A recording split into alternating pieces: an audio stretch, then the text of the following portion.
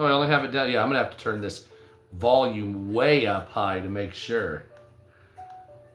But yeah, when the trolls come in, don't delete them right away. Let me be able to make fun of them with the song and then delete them. If that's possible. That's hilarious. Oh, yes. We have got the cut. We have got the song. We have got the way, the truth, and the life. What's wrong? Is it doing it the thing where I can't? Oh. Thumbs up it. Oh. I double-click it. What's up, America? I have got the anti-troll song of the world, and I cannot wait until we get a fecal talker inside the live stream. Oh my God. I don't even care anymore. It's not even one of those things where I can just sit there and talk shit. I don't even have to talk shit anymore. Somebody made a song doing exactly what we all are thinking, what we're all saying here. And as soon as we get some dump talker in the chat, we're going to be having that. I cannot wait to use that. Got a lot of news going on here. That type of shit going on. We got China involved with Iran. Dogs washing up on a beach in Washington State. Peace talks hopefully coming. Missing nuclear officials throughout the country. And Donald Trump insisting that the war may or may not happen and nobody really gives a shit what they're doing there. Whatever's clever, I guess you want to call it that. Doesn't bother me at all, but what the hell was that? Unfortunate mishap. What, did a girl's tit come out on a Coachella commercial? Who goes to Coachella? Ew. Nobody, ew. I don't want, going to Coachella would make me sick. What's up, Marine? Oh, I'll tell you what, Marine. I have got the song for you. I've been waiting all day to use it on some trolls. And I could always debut it here for just a second while we're waiting. Yeah, let's debut my anti-troll song. You guys ready? Hold up, Bob. Here we go. I got a question because I really need to know. Do you ever get tired of being a bitch ass nigga? A ass nigga. A pussy ass nigga. A pussy ass nigga. Do you get tired? Do you get tired? Do you get tired? Do you get tired? You's a lame ass nigga. A weak ass nigga. A weak ass nigga. A weak ass nigga. Do you get tired? Do you get tired? Do you get tired? Do you get tired? Now I don't mean to judge you. I don't mean to call you out your name. But you be on some bullshit, and I don't play those games. When are you gonna grow up and What's up, Woodsman? you are the worst, and you know that. I just can't stand your bitch ass ways. Are we winning yet? What's up, Nana?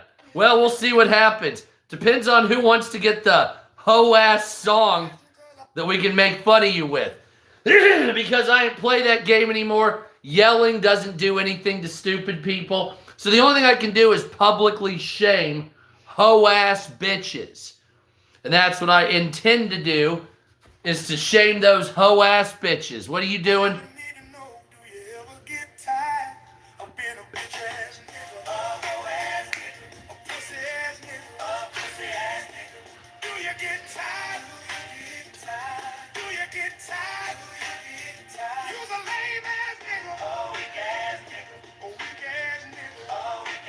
What's up, Ruthie?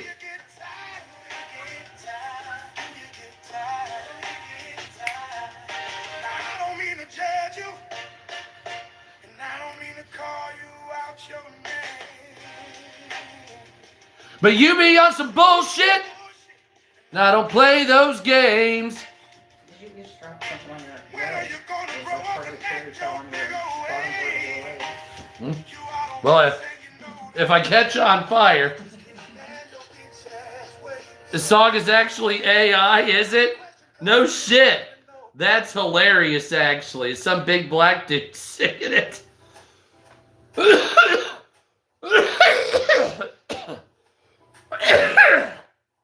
All right. What's up, America? So, by the way, he's a mud part. Oh, I don't know what that is. Anyway, so we got a lot of news to come up. Yes, at some point I'll have my damn hernia looked at, but I'm going to need to get some time to do that because I don't want to have a big mesh situation. What's up, America? How's everybody doing?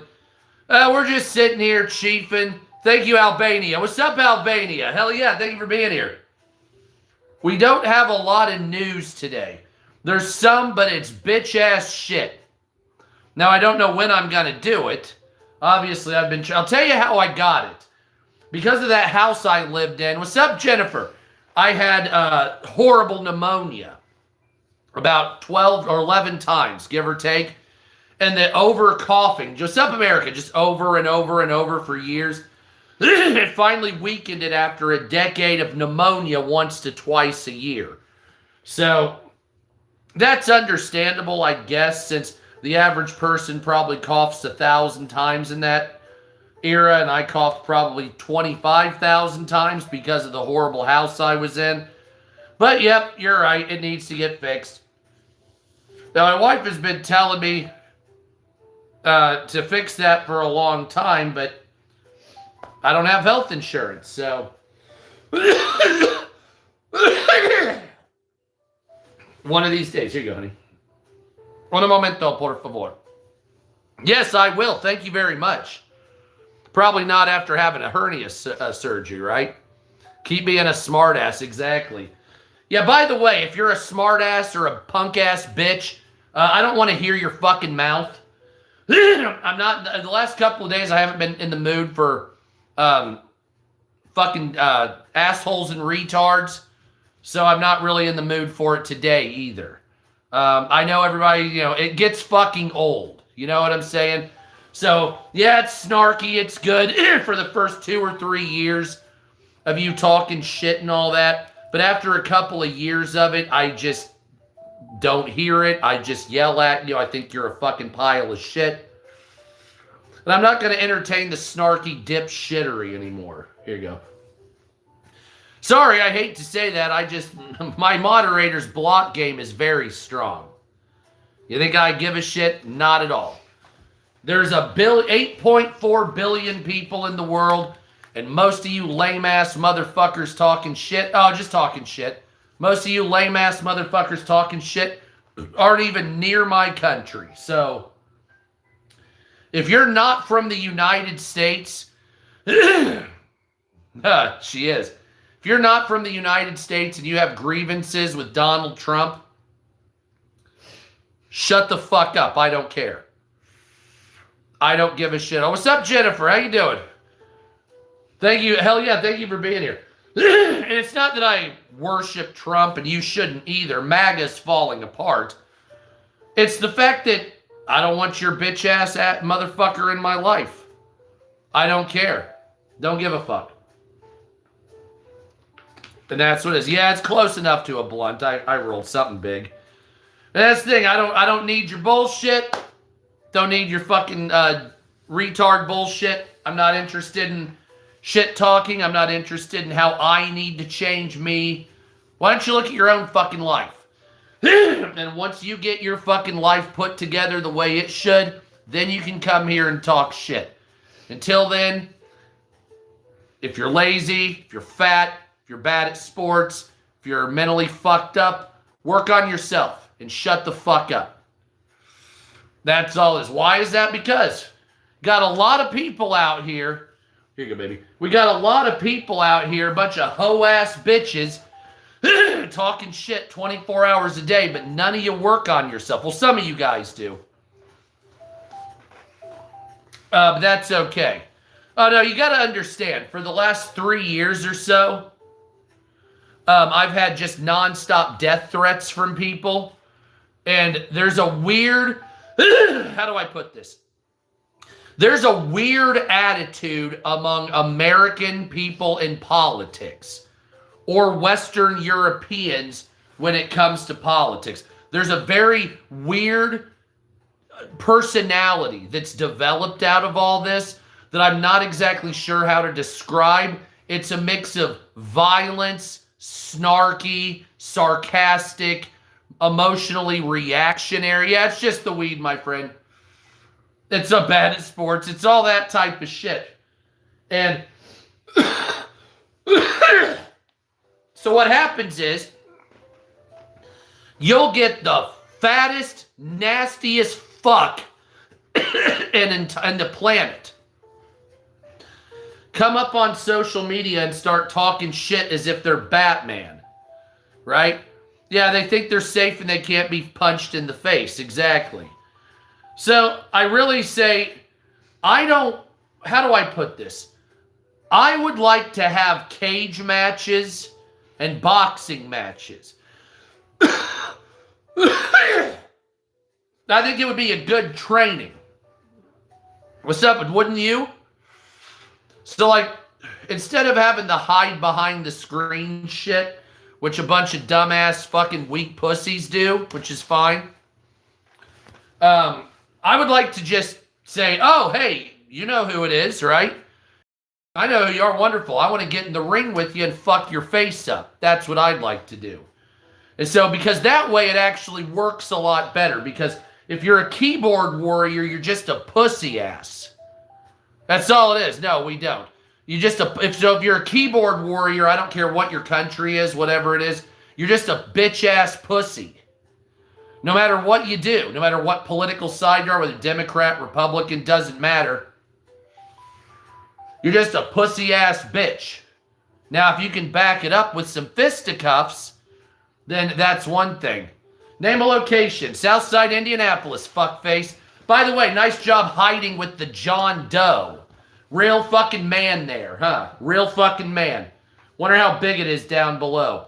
By the way, got a song for your bitch ass. I got a question 'cause I really need to know. Do you ever get tired of being a bitch ass nigga? A pussy ass nigga. A pussy ass nigga. Do you get tired? Do you get tired? You's a lame ass nigga. Oh, weak ass nigga. A weak ass nigga. Oh, weak ass nigga. Do you get tired? Do you get tired? Now I don't mean to judge you, and I don't mean to call you out your name, but you be on some bullshit, and I don't play those games. When are you gonna grow up and act your big old age? You are the worst, and you know that. I just can't stand your bitch ass ways. I got a question 'cause I really need. And that's what that is. That's exactly what it is. So I don't pay no never mind, because you were just a bunch of bitch ass hoes. And I could wipe the floor with half of you haters. And the other half, I would pull my fucking gun because I don't lose. That's what we do, right? Anyway, now that you fuckface trolls are out of the way. No, for the last 3 or 4 days, there's been a duration. So, I'll put it to you this way. I took about 2 months or 3 months off of TikTok, going live over there. And I noticed when I came back after 3 months of absence, there is a really weird, very violent group of, especially coming up towards the midterm elections, a very weird, violent group of political sociopaths that are basically trying to do everything they can to discredit not just MAGA. MAGA's dead, okay? I don't give a fuck fuck y'all, right? Exactly, Nana. But the Democrats are coming back and they're being violent and hateful and calling for violence and the same old bullshit that we've been hearing for year after year after year. And frankly, I'm just kind of done with you. I'm kind of done with trying to make peace with you. You're a bunch of fucking hoes. That's all it is. Not one of you can convince me that your policies are any good since none of you have done anything whatsoever. You continue to say that you're the party of racial equality and gender equality. Clearly, you use black and gay people, and then you abandon them after you get voted in. That you've done it for years. And then when I call you out on that, I know, go fuck yourself. Go suck my dick. That's what I'm talking about. So then when you start talking your shit and all that other stuff, you keep pretending that you're some kind of group, whether you're Democrat or Republican, really. You pretend like you're going to save America, that we all have to get on board with your bitch ass. And I'm not going to fight. I'm not drinking that fucking Kool-Aid. I'm not going to vote for, hold on. Krishna, hold on, I got something for you. Hold on a second there. Hold on, don't leave yet, fuckface. Don't leave yet. I know you suck dick, but hold on. I got something for you. Hold on, because you're a troll and your dick's real little, I'm sure, so. I got a question cause I really need to know. Do you ever get tired of being a bitch ass nigga? Ass nigga. A pussy ass nigga. Pussy ass nigga. Do you get tired? Do you get tired? You's a lame ass nigga. What'd you get rid of him? And that's what that is. You have to understand. Your shit talking and all that isn't gonna. So, if I don't vote for what you want, even though most of you aren't in America, the shit talkers, yes, it is. You want me to vote Democrat, and then if I say anything against you, you'll sit there and violently talk shit. See, this is what I'm talking about. The last 3 months or so, all as I've heard is people just talking shit, getting more violent. The rhetoric's coming up. I don't know why you act like that. This is what I want to ask right here. Why are you liberals so fucking mean? And I'm asking, I'm not sitting here waiting for your sarcastic, retard bullshit. What I'm asking for is, do you have a reason why you're deranged? You won't, January 6th, get over it. Fuck yourself. I wasn't there, suck my dick. The thing is, why don't you get over it? First of all, that was 5 years ago. It didn't affect your life whatsoever. And if you look at several different other parliaments that have been destroyed since the years, this was barely anything at all. So, if you're still holding on to January 6th, I'm going to be very clear here. I don't give a fuck about January 6th. I don't care at all. It's the only thing you have. You have used that ad nauseum as something that's actually viable. The only people that give a shit were the politicians in the building at the time. Oh, I got some more news. Nobody gives a shit about January 6th. You use it as an excuse to have a talking point. Frankly speaking, who gives a shit? Who gives a shit about January 6th?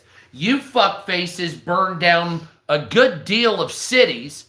The city I live in, you burned shit down, burned a pizza place down, robbed jewelry stores. Two of you were shot by cops in the city I live in. And you say, well, okay, we're liberals. So because of George Floyd or whatever, we're allowed to burn down your cities, kill people, run them over like you did, all this shit. But then you want me to have some sympathy for your January 6th talking point. I have no sympathy for your January 6th horse shit. Because you've blown it out of proportion. You beat a dead horse too long. It's irrelevant. It's tired. Just like Marxism, just like capitalism. It's tired horse shit. And you have to... Hey, that's what I'm talking about, my friend. You got to get high with this shit. Politics these days, Jesus Christ. Of course I do. Why are you so mean? January 6th does not give you a right to be an asshole to everybody who doesn't like your politics. You have to understand that. So if you say January 6th gives me a right to be an asshole, it doesn't. You're taking advantage on purpose because you are an asshole. There it is. Look at that. So if you say, well, Donald Trump, great. That doesn't give you a right to be an asshole to a stranger because you don't like Donald Trump. It's that bad on your mental. It's that bad on your mental health. Wonderful. What is a guy getting gas at a BP gas station that has a Trump sticker on his car have anything to do with your mental derangement? Well, I get to yell at him. You don't. You don't. You'll get your fucking face beat in that way. Oh, I bet you will. I bet you will. And there's a difference between the life online that you live and in real life. So if you said the shit you say to me in public to somebody, they would beat your fucking face in. Beat your fucking face in. Right? And you say, well, no, they would. They would do it. Depending on the state, it would happen faster than other places. Right? And so when I look at this shit, I'm saying, on these platforms, you're very violent and angry. But then outside, you're a pussy-ass bitch. And you won't say that shit. And the ones that do say that, I've seen the videos. You get fucked up. Hit in the face with a frying pan. Remember that? Beat in the face. These type of things. You say, well, no, you have a track record of losing. Most of the time because the people that have a position of hiding behind the keyboard and fighting and all this shit, you're not actually a man. You're not actually a woman. You're just a kind of a pussy. No, eating it does, my friend. Eating it does. And so you say, well, I really don't like Donald Trump. Great. Put your energy in a location that is not hateful vitriol that can change positions.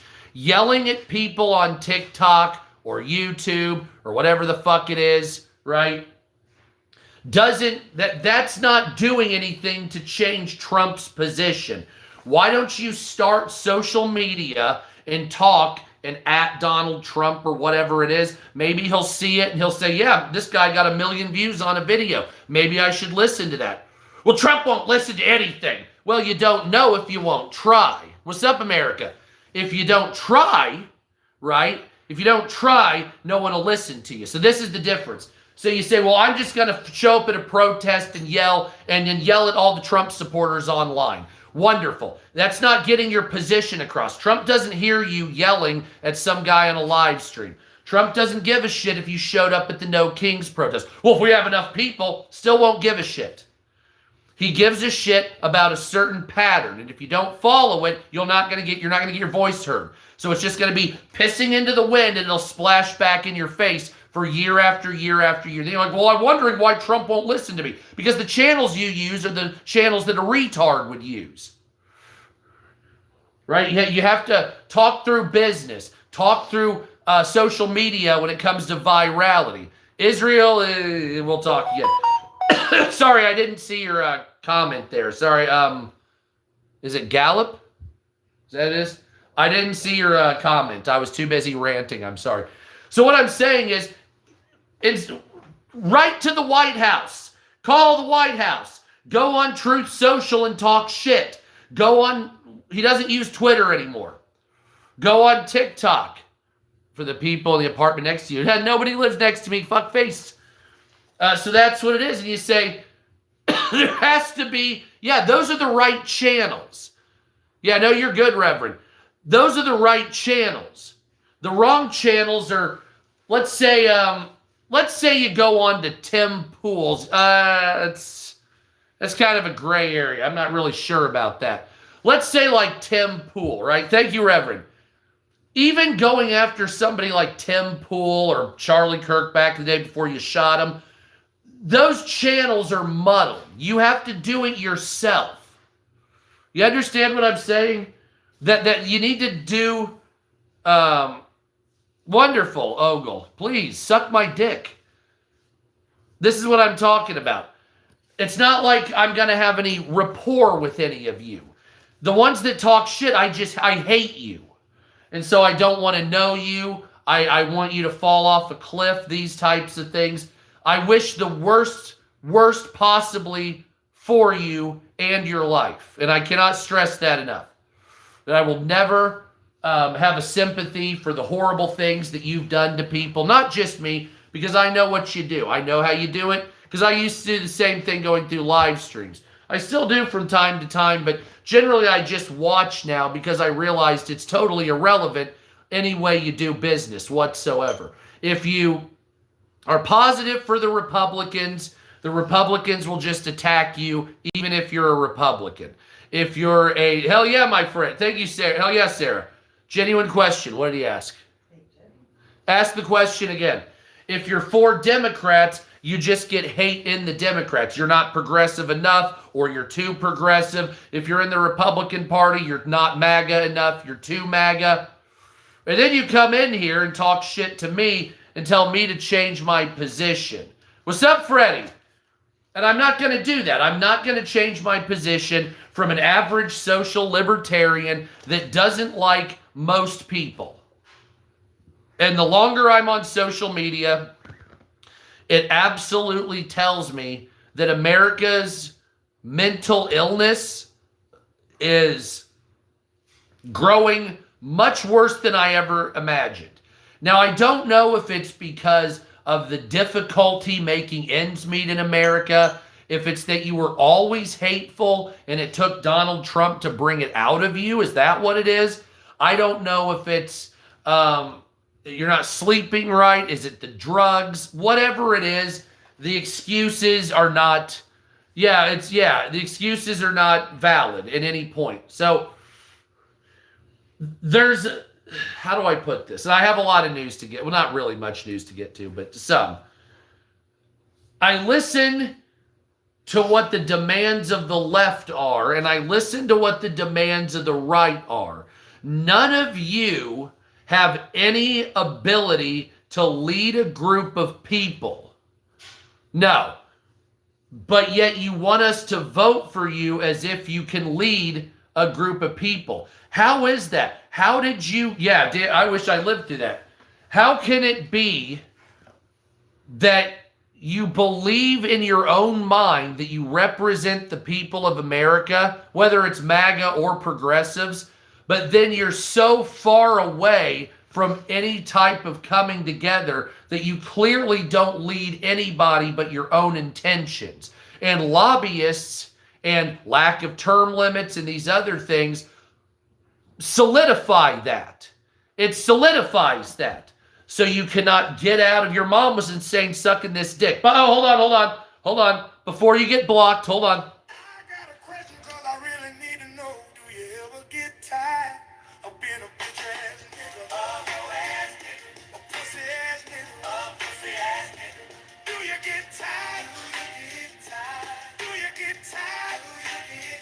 You's a lame ass nigga. A weak ass nigga. A weak ass nigga. A weak ass nigga. Yep, fuck you, asshole. You get that treatment right there. So, the politicians are evil. The politicians will do everything for themselves. I've got a 50-point government that I'm needing to be adding to, and I keep getting caught up with you assholes talking shit instead of allowing yourselves to tell me what plans to put into my government. Now, my objective was always to create a third party to get away from this bullshit. Because we've been dealing with a lot of bullshit. Oh, I worship Jesus. He's God, of course. But what I need to do is, the objective here was to find the best of the left and the best of the right. And combine that into a government that would overtake the Democrats and the Republicans. Fantastic. What I ended up discovering after years of trying to debate, talk to, negotiate with, whatever you want to call it, with Democrats and Republicans, is that both of your political parties are absolutely fucked. in every conceivable way. There is absolutely no way to work this out. I don't care if you're Democrat or Republican. Your political parties are absolute diarrhea with a fucking cherry on top. There's absolutely nothing you can do to convince me to vote for Republicans or Democrats ever again. No thing you tell me, I don't care what you are saying or offering. I know for a fact you are a lying sack of shit. I know every word that comes out of your lying fucking retard mouth is some bullshit ass shit. Everything, every fucking word. So if Democrats tell me they're going to increase food stamps, it won't be for me. If you say it's going to lower prices, somehow it's not going to happen for me. If you tell me you're going to usher in a new world, yeah, people falling out on fentanyl on the streets. I'm angry because people are dickheads, and you can only fight fire with fire. So then with the Republicans, well, let's just make big business. We'll all get a bunch of profit. But then you put them in power, nobody gets profit but the top 1%. You would be angry too. Hell yeah, thank you, David. You would be angry too if you knew that you were working 40, 50, 60 hours a week and the amount of money stretches less and less and less every single month, regardless of what it is. But you know for a fact that the rich people are getting richer and richer and richer every day. So it's just a hilarious thing that's going on. I have less money and the rich have more money. Gee, I wonder how that happened. And nobody can figure it out. Thank you, my friend. Thank you for subbing. But yeah, by the way, subscribe if you're here. And so you have less money and the rich have more money. But we can't figure out why you don't have less, or why you have less money. It's a mystery to me. I mean, thank you, First Class. Scooby-Doo and his fucking group couldn't figure out the mystery of why the poor and the middle class have less money and the rich have more and more and more. So fucking the Clue Goo, the fucking Hardley boys, they can't fucking figure it out, right? Scotland Yard can't figure out why the poor are poorer and the rich are richer. Gee, I mean, here I am thinking it was just, point A to point B. The rich were taking from the middle class and the poor by raising prices for price gouging purposes so they could get more. No, that's not what it is. It's you're not trying hard enough. You're not working hard enough. You're working in the wrong field. Don't have enough education. Went to grad school, not enough education. It's always some excuse. It's always the rich versus the poor. The poor don't waste money if they do it right. Not every poor person's a retard. You see, that's another thing. The impoverished drug addict wastes money. Okay? The impoverished drug addict wastes money. If you're disabled because of an accident, elderly, if you're fucked up, if you have 6 kids, what if you were beaten? What if you're... And you say, well, a lot of people take advantage. Well, the illegal alien takes advantage. It wouldn't be so bad on the bottom line if you weren't giving every goddamn penny we had to a fucking illegal alien. You understand? So, like, if you weren't giving all of America's resources to illegals that come into America, you would have more money for Americans. Well, they're squandering it. They're becoming as big as fucking hippos. It doesn't matter. Let them get as big as hippos and die of a fucking heart attack. I would rather that happen than it go to fucking wherewithal of illegal aliens that I'm paying $400 a night for a hotel room. We all saw that shit. Right? We all saw that shit. So the Democrats only offer a return to that. But what do conservatives offer? Bunch of money going to the rich. Okay, well, that neither of you fuckwipes help me. See how that is? One of you assholes want me to pay for every illegal alien, open the door, let the crime come in, not giving a shit, having a dulled logic on how somehow illegal aliens with a lower overall crime rate, somehow that doesn't add to overall crimes, even though it clearly does. I don't understand that. But then my other choice is to make billionaires even more money while I sit here and applaud them and me have nothing. So yeah, trash versus garbage. Dog shit versus horse shit. Which one would you rather scoop up and take a snack of? And then if I don't subscribe to one of your particular brands of dog shit, then you get mad at me for not sucking your shit. I sucked the wrong shit. So, oh, no, you voted for Donald Trump. You ate in his toilet instead of eating in Kamala Harris's toilet. Oh, okay, I got it. What, was there more nutrients in Kamala Harris's feces? Is that what it is? Or was there more nutrients in Donald Trump's feces? Would you rather have Kamala Harris squat over my face and piss in my mouth, or would you rather have Donald Trump piss in my face? Which is it? Because I want to know which urine I should be drinking here. Because apparently, if I eat the wrong feces, then somebody gets mad at me. So if I vote for Trump, the liberals want me dead. If I vote for the liberals, they call me a socialist, and then they don't like me. So you're damned if you do, and you're damned if you don't. But what about America? America is damned if you do, and damned if you don't also. Because you have things like no term limits for your politicians, legal lobbying, no fucking term limits for Supreme Court. These are things you need to tackle, and you're not doing it. And I don't know what you like. I don't know what you want from me. You know what I'm saying? And I'm not going to dance and say that I'm going to follow your political side, because I think you all suck. Politically. I think your parties are garbage. Yes, the thing is the top 3,000 wage earners pay an average of 0.8% taxes when it's all said and done. So even though they pay 45% of the taxes, their overall tax burden is under 1 or 2% overall. Well, my tax burden's 24%. Well, you make less money. Well, I don't fucking care. Why can't they you know what I'm saying? Why can't they fucking pay more?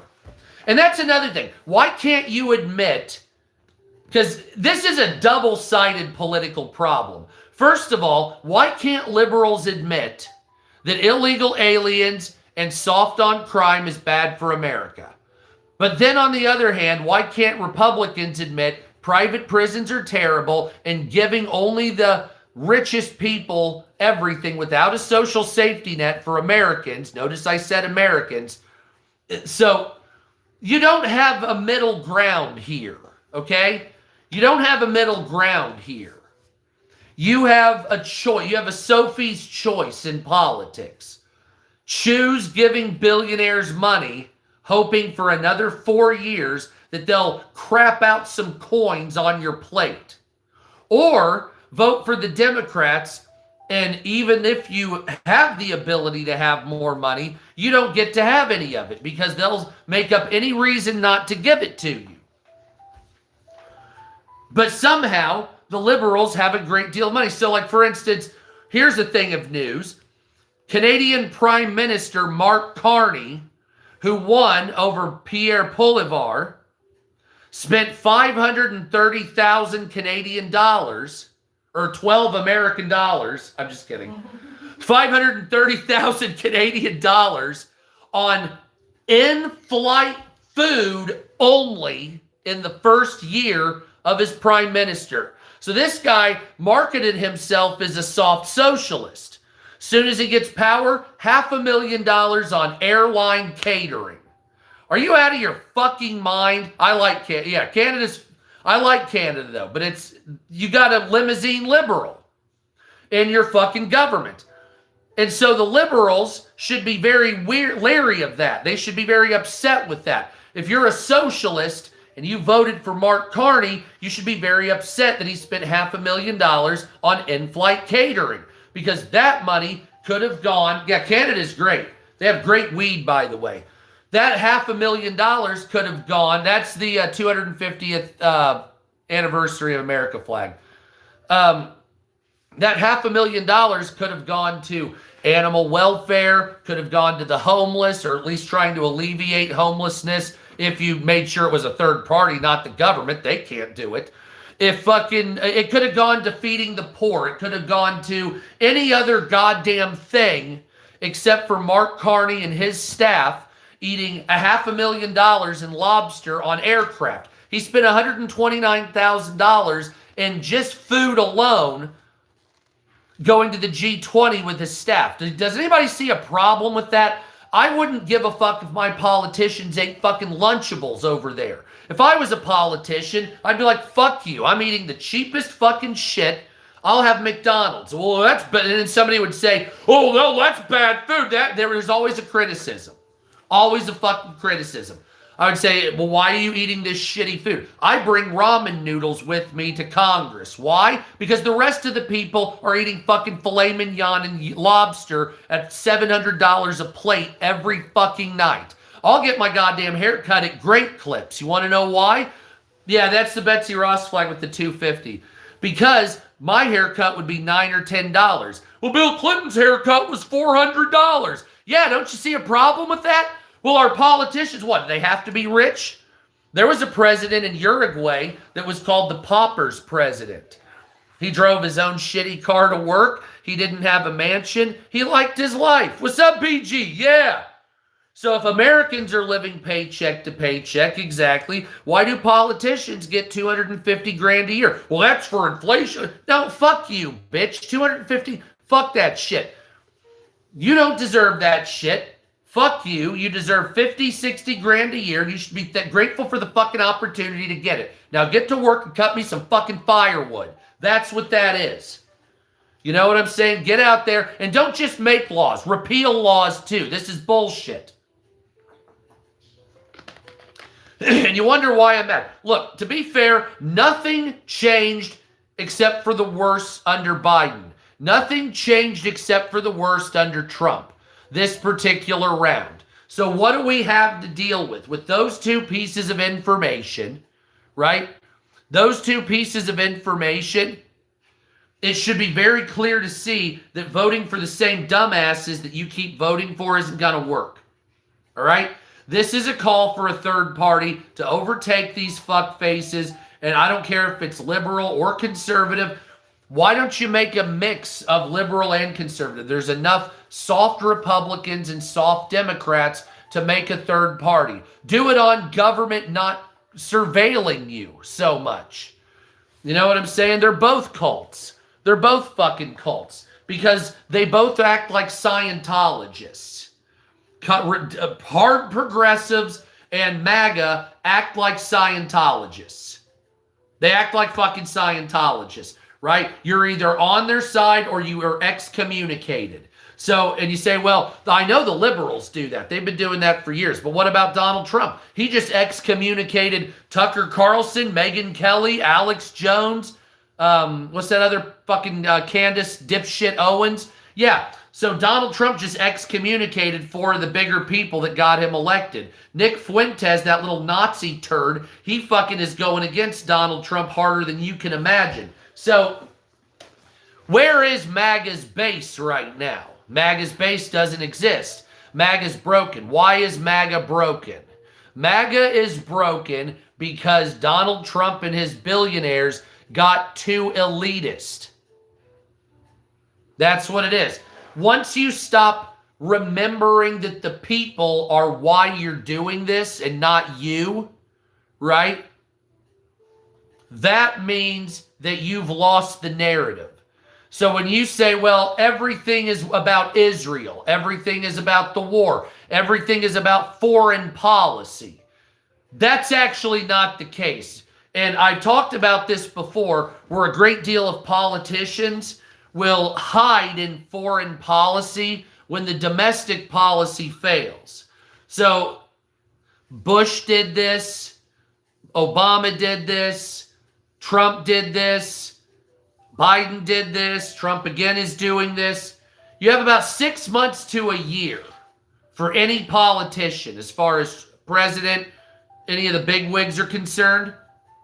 Then they fall off and they immediately become an elitist and they focus on foreign policy and they wouldn't even shake your hand. They would be like, ew, a commoner. Because they've gotten into this bubble, this circle, this protected class that if you cohort with the commoners, then you're garbage. You know, we need to be up in this elitist class because this is what we're building the world for. Right? That's what that is. That's what we're doing here in the United States. And so the midterm elections will promise a Democrat victory, and they'll get the Democrat victory. But what will the Democrats do with the opportunity? Will they help the poor, the homeless, lower prices, make price gouging illegal? No, they won't do any of that shit. They'll try to impeach Trump and his cronies. They'll try to get Trump's name off of the Kennedy Center, and they'll yell and bitch for 2 years until a Democrat wins. Now, what'll happen when a Democrat wins? It'll go back to like Trump never existed. Okay, but that is a problem because that means the Democrats did not hear 48% of America. They did not hear, we don't want illegal aliens, but we want legal immigration. We want to do it. They'll say, no, it's a swing radical. But the American people, they don't listen to. They don't listen to at all. When I was in New Zealand once, they talked to me like I had a direct communication with George W. Bush. Well, when you get back to America, you need to, it's like you don't seem to understand. You guys are in small populations. You have a voice in your country. If you're in New Zealand, the political class may actually listen to you. If you're in Australia, if you're in Canada, something like that. If you're in the United States, there's no listening to you. You're just blah. You're a blurb in the fucking sea of yelling. And they separate themselves. They bubbleize themselves. They aggrandize themselves. And they put themselves in a place that is inaccessible, and they become friends with the elite class. They tell them that the commoners aren't worth their time, and they develop a persona. Especially after Donald Trump, they had tried to assassinate him, right? Especially after they tried to assassinate him, then he fucking took a stance where I don't want to do anything with the people. Well, why did you get elected? Because the people were suffering. What were they suffering from? Political infighting. But initially it was racial infighting, followed by political and all this other crap. Why was it? Because the American people knew that the liberal talking points were stealing from them, but the Republican talking points were stealing from them also. So why did they vote for Donald Trump? Because they didn't give Bernie Sanders a chance. That's why you're here. That's the only reason you're here. I mean, 100%. It's actually your fault. It's the liberals' fault that Donald Trump won the first time, because it was supposed to be Bernie Sanders versus Donald Trump. You fucked over Bernie Sanders, and that is why Donald Trump won. Because a third to half of the Bernie bros voted for Trump in protest of you putting that lying, wicked bitch Hillary Clinton up there and pretending she was worth something. Same with Kamala Harris. Well, we want a woman to be president. Wonderful. But you picked shitty women to be president. Okay? Pick a better woman to be president. Well, that's just bigotry. No, it's not. Hillary Clinton has a checkered past, and she's seen as not very cordial, friendly, or inviting when it comes to making deals. She's very, Come back here, Emily. But what about Kamala Harris? Kamala Harris was seen as inept. Kamala Harris was seen as inept on the world stage. So does that mean she would have to, because she's a woman of color, she'll have to prove herself? No, it doesn't matter that she's a woman of color. You could have somebody that's from fucking Cameroon. We don't give a shit. It's not about the color. The behavior of Kamala Harris was inept to the immoral power players of the world. You got to understand that. So when you have Kamala Harris up there, you say, well, Kamala, no, yeah, book smarts doesn't mean shit to an immoral political class worldwide. This is why Trump it used to excel at foreign policy, because you have people that are willing to play in the slime and people that are not willing to play in the slime. Kamala Harris, even if she was willing to play in the slime, she would be a Justin Trudeau figure with the military that would be seen as inept in making plans, putting people in positions because of political narrative rather than function. Donald Trump, on the other hand, only puts people in places because of function, regardless of morality. So you say, well, I don't like, yeah, I'm tired of this slime. You say, well, I don't like either of these. Well, that's what you're getting. Hillary Clinton was compromised. So Donald Trump won. What about Bernie Sanders? He would have beaten Donald Trump by about 3 points. And then Donald Trump would have never run for political office again. That's what would have happened. But you didn't put, and the reason you did is because Bernie Sanders was an older white man and Hillary Clinton was a woman. That's why you didn't put him in there. Your own bullshit stopped a Democrat victory of Bernie Sanders. Yep. There's no debate on that. Your own stupidity. Well, it has to be a woman. Wonderful. Pick a better woman. Pick a better Democrat woman. You've got lots of senators and congresswomen up there. Why aren't you digging deep? Are they not AIPAC members? Is that what it is? Are they not AIPAC members? Is that what it is? Yeah, I know how it is. I know you suck the long dick of that, don't you? The little hats, I get it. Yep, you got to make everybody happy or nobody's happy, right? Jesus fucking God. Well, they wouldn't be Democrats. They would have to be a third party. You know what I'm saying? They would have to be a party that fails to represent the Republicans or the Democrats.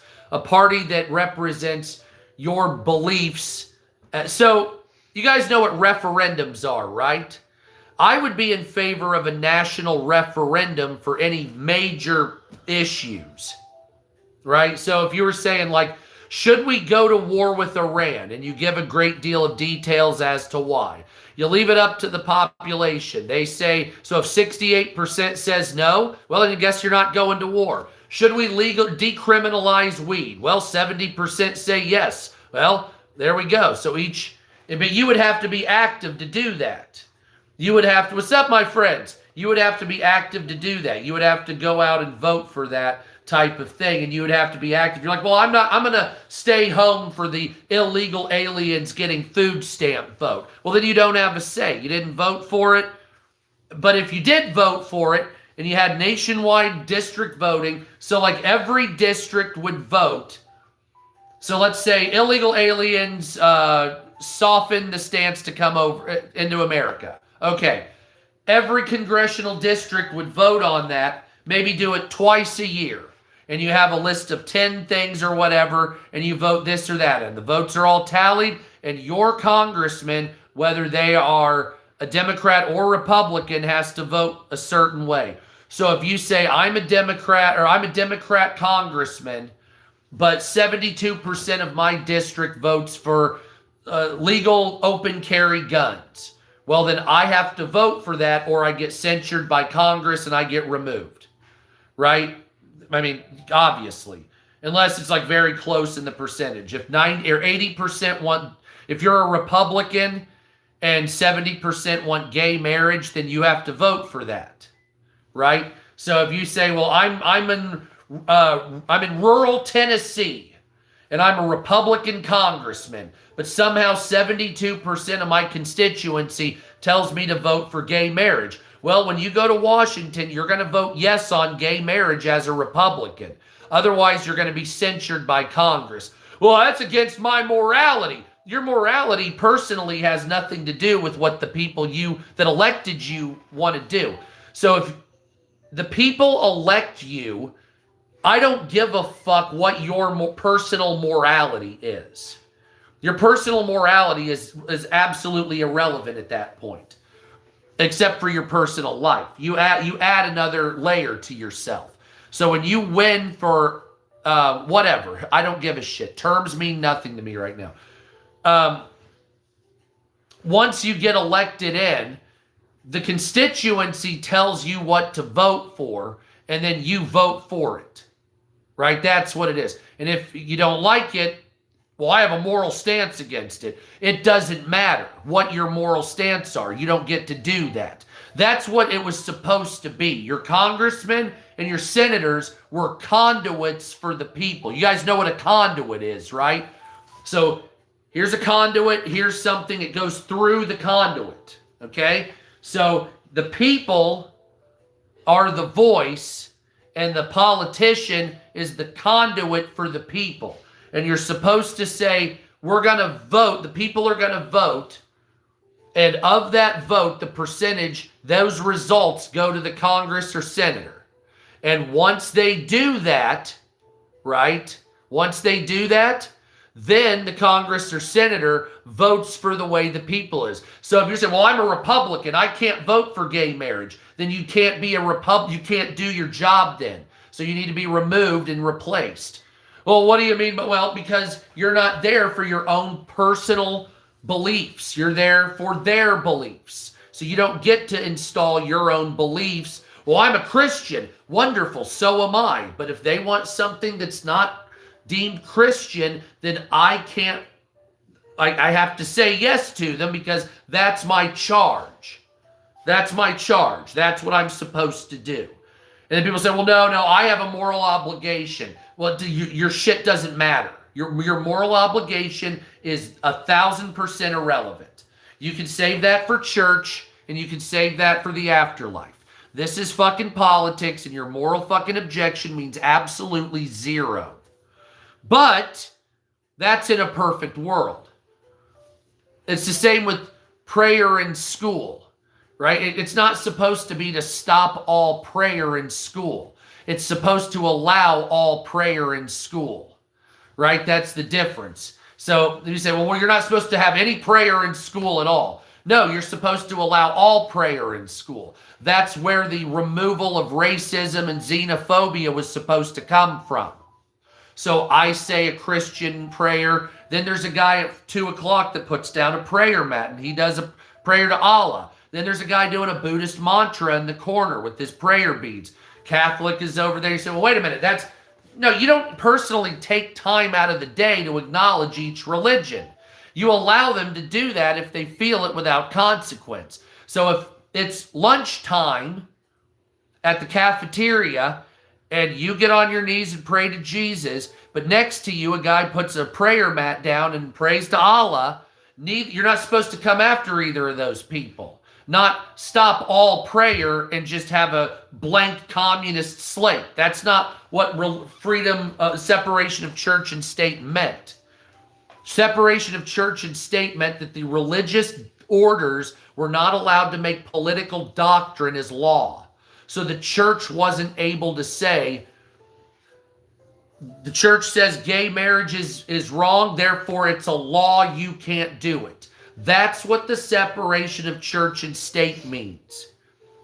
It also doesn't mean a person can't say, I have a moral objection on the congressional floor. So for instance, I'm a congressman, you're against gay marriage. So you can go up there and make a speech, I morally oppose this, so that the public record knows. But you vote for it anyway because they told you to. Once again, that's a discretion between you and God. Correct? Correct. Oh man, the news is low key today. Well, Emily wouldn't care to get off of it. She's bored out of it. Why are you bored? What? Why are you bored? You're 15, you got a guitar, you've got all kinds of stuff. You still haven't learned to play the guitar. You played it once, and that was it. And it sounds good. I can talk on a live stream. It's my live stream. Sorry. Anyway, that's what that is. So let's get to the news real quick. I wish that I got bored these days. I'm telling you, man. So, in Washington, so let's get to the news. Sorry about my deluge of shit talking. The news today is as follows. Top story just moments ago. Strange mystery of canine corpses that washed ashore on a Washington island has finally been solved. An unusual mystery involving canine carcasses being found ashore on a remote Washington island has been solved. At least 21 animals described initially as canines have been found along the beaches of Guinness Island, a tiny community about 2 hours north of Seattle, on March 26th. On Friday, the Skagit County Sheriff's Office announced the animals are foxes that originated from farm outside of the state of Washington. They were lawfully purchased and transported into Washington for use in commercial fishing operations. A fox? Law enforcement later added that the foxes had been used as bait in commercial crabbing when the vessels experienced a mechanical issue and lost part of the cargo overboard. When the creatures were found, the carcasses were gathered by Genesee Island Fire Department, taken to be tested by Fire Chief Olivia Cole. I want the person prosecuted to the fullest extent. We are animal lovers out here. However, authorities said that given the fact and circumstances currently known, the sheriff's office does not anticipate retaining any charges to the prosecutor's office because of the fact that it was commercial fishing and bought as a commodity legally. So that basically would be the akin to accidental dumping because of an act of God. Donald Trump warns China that we're now going to have a big problem as China is caught shipping weapons to Iran in the form of shoulder-fired missiles. At least that's the hubbub and the secret talk right now. Now, there's no evidence that they were used against American forces yet, but Donald Trump has issued a stern warning to China amid reports that the country is sending weapons to Iran during the peace talks. The president's caution comes after several news outlets have reported that China is preparing to send air defense systems to Tehran in the coming weeks. Quote, if China does that, China's going to have big problems, he told reporters outside the White House. U.S. intelligence sources told the New York Times and CNN that Beijing is shipping shoulder-fired anti-aircraft missile systems known as man-pads through third countries to mask their origin. I told you that shit, going through Kazakhstans and all that other shit. Duh, what the fuck, come on. A spokesperson for the Chinese embassy denied the accusations. Quote, China has never provided weapons to any party in the conflict. The information in question is untrue, said the Chinese Communist Party. Quote, as a responsible major nation, China consistently fulfills its international obligations. We urge the U.S. to refrain from making baseless allegations, maliciously drawing connections, and engaging in sensationalism. We hope the relevant parties will do more to help de-escalate tensions. It comes as peace talks between the United States and Iran began in Pakistan's capital Islamabad on Saturday, following Wednesday's fragile truce between the two countries after 6 weeks of blowing up Iran. Trump acknowledges the very deep negotiations, but told reporters that no matter what happens during the talks, the United States has already won. Regardless of what happens, we win. We've totally defeated the country. And so let's see what happens, says Donald Trump. With all of that, let's see what happens. But from my standpoint, I don't care. Damn. That's different. The president then took a dig at NATO while saying his next step is to open up the Straits of Hormuz. We defeated their leaders. Their leaders are all dead. Now all we do is open up the straits, even though we don't use it, because we have a lot of other countries in the world that do use it that are either afraid or weak or cheap. So Donald Trump called our allies either weak, afraid, or cheap. Oh, man. I don't know what it is, but we were not helped by NATO, I can tell you that. The U.S. delegation of peace talks led by J.D. Vance, along with Witkoff and Special Envoy Kushner, who is Trump's son-in-law. The Iranian delegation led by Parliament Speaker Mohammad Baghir Quablif.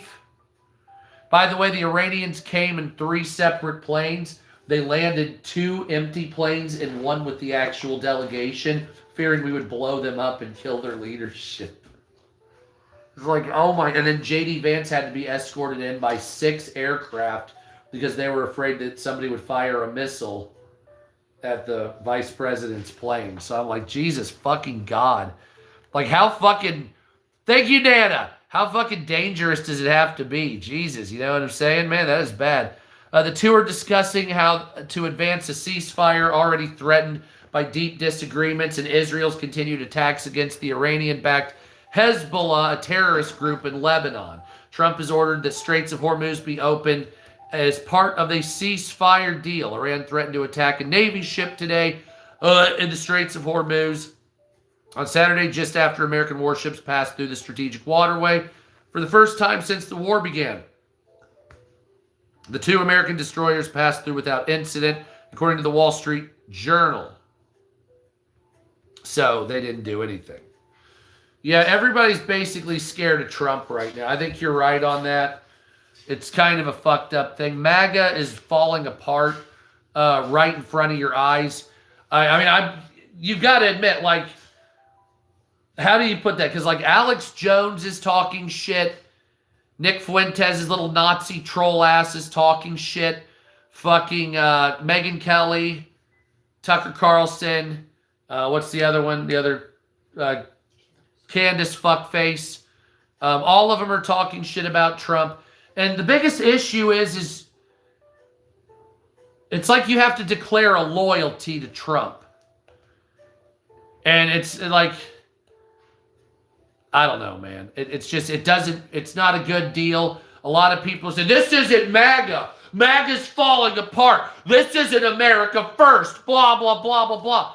Well, you have to understand something. The MAGA problem, it's not even a MAGA problem.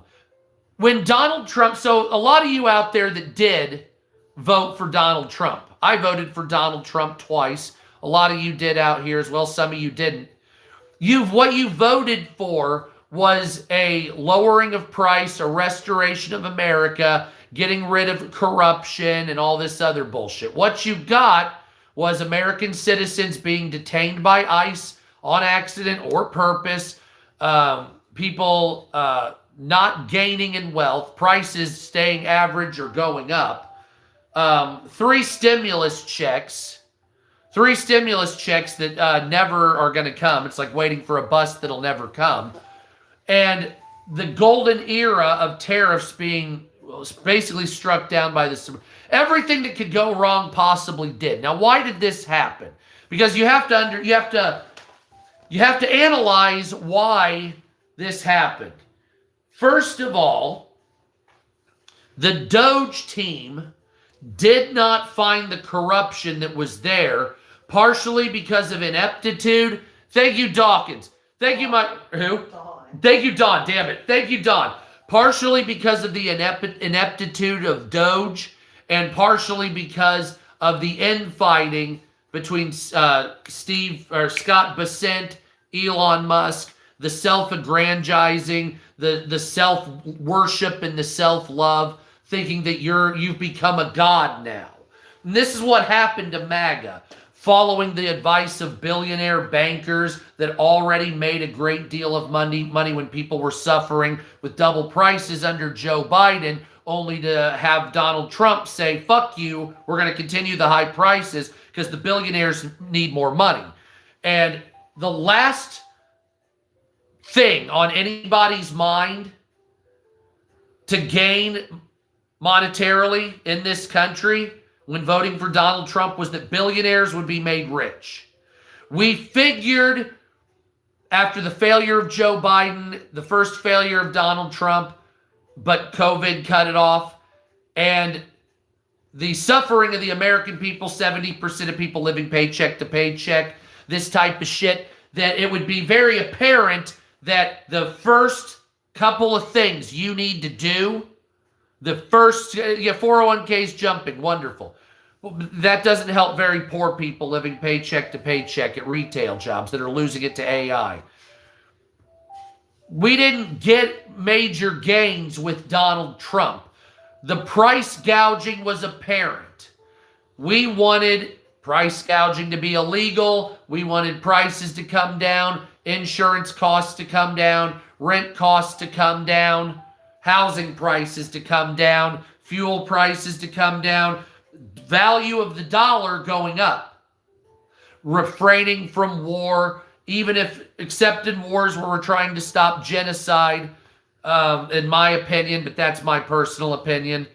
And what we got, on the other hand, was right as soon as Donald Trump came in, we're going to garnish your wages for student loans that you weren't paying because you couldn't buy food. Not because you're a deadbeat. Not because you're a deadbeat, but because of the fact it costs double for food. You couldn't afford the student loans, you stopped paying them. So then Trump gets elected, calls you a deadbeat. So then now, the 4 people that were big getting Donald Trump elected, he calls them low IQ retards. Basically calling all of his own followers retards. Now, liberals have been calling their followers retards for years. So here's the issue. You have a group of people that are not stupid that voted for Donald Trump as a ends to a means. Means to an end. The ends justify the means. So the objective of Donald Trump was the ends justifying the means. Or the means to an end, right? And what we got was the billionaire class gaining a lot of money. The highest, wealthiest people gaining more. The people saying the stock market's at 50,000 were great. Nobody prosecuting for the Epstein files. We got more of the same horse shit. And then the Democrats are going to run, and they're going to tell us that they're going to save the day, and it's going to be the same fucking horse shit. And everybody should be disappointed and embarrassed at this point. But I know you're not. I know you're going to keep voting for them. All these fucks. You're going to keep voting for the same incumbents. It'll never change. I wish it would, but you're not. It's not going to. Let's see. What do you say? Anyone can put that in it if they have it. Sometimes people don't get to do that right away. Thank you, Billy. So another thing that the Republicans have to gain is a sense of empathy. The Republicans have become very unempathetic to the poor. And I'm not talking about the drug addict that doesn't want to work. I'm talking about the Republicans have become very unempathetic and the Democrats have become thieving ass. And then you say, I need to vote for one of you. And if you don't, I'm going to attack you and destroy you. I don't like any of it anymore. Like, it's getting to the point where it's a clown show. And the world knows it. America knows it. And it's going to go like this forever, isn't it? It's going to be like this for my whole life, isn't it? Like, I was born in 1982. I'm a millennial. I'm an older millennial. So every year, I graduated college in 2009. 2008 was the financial crisis. So I graduated right when nobody could get a job. So then it got a little better. Hey, I could finally get my ends meet. Now we're starting to work. I was doing better jobs. Then COVID came around. What the fuck? So then we're recovering from COVID. Then we have a series of wars. And it's a never-ending bullshit with my goddamn generation. And then you say, well, just work harder.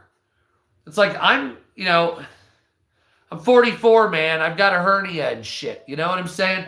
As you get older, you wind down. But the system, the machine, the matrix, whatever you want to call it, demands that you continue at the speed and level of an 18-year-old.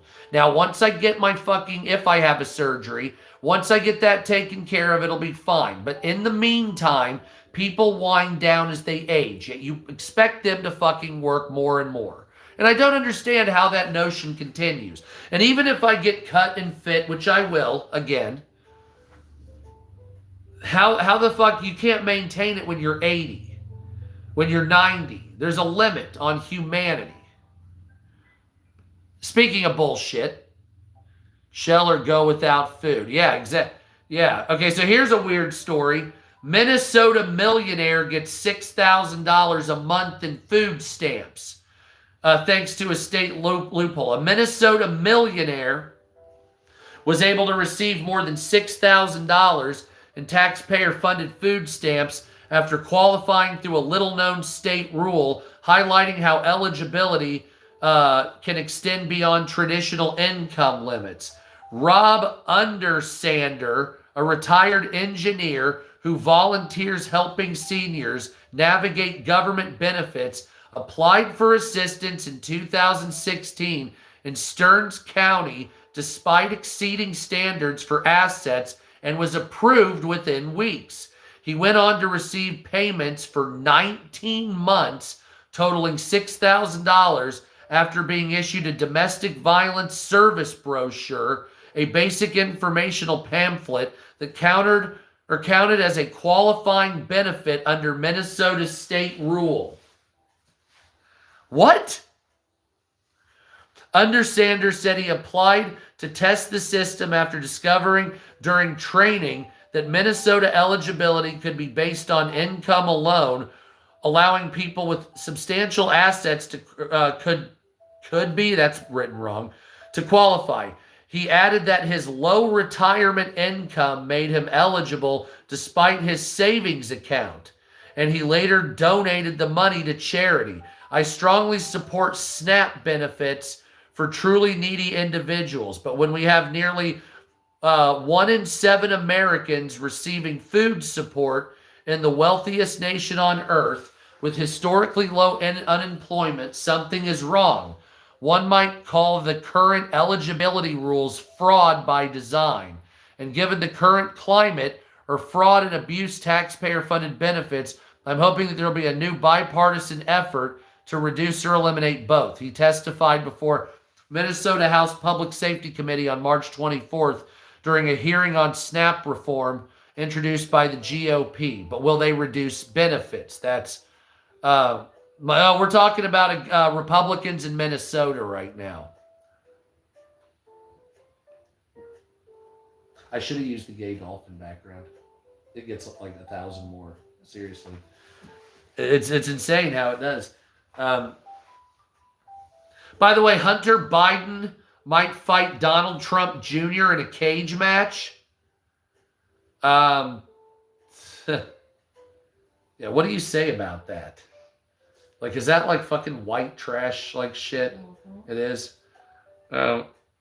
Donald Trump has a secret mass pardoning plot revealed as he plans to use the power even more liberally. President Donald Trump has reportedly promised his top advisors he will pardon everyone who has come within 200 feet of the Oval Office before leaving office. A White House insider told the Wall Street Journal the president has announced that he would use his powers in recent meeting. No detail was given about who might benefit from the sweeping pardons, but they are increasing to the start of the year, when the president reportedly pledged them for anyone who would come within 10 feet of the Oval Office. Now it's 200 feet. The president told aides gathered in his private dining room that he would announce the pardons during a news conference near the conclusion of his term, according to sources. However, White House press secretary Caroline Leavitt brushed off the report.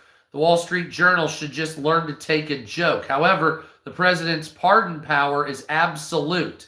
The president notably gave nearly 1,800 people a blanket pardon when Joe Biden left office in 2025. The White House described the January 6th defendants also as unfairly targeted and gave them a blanket pardon.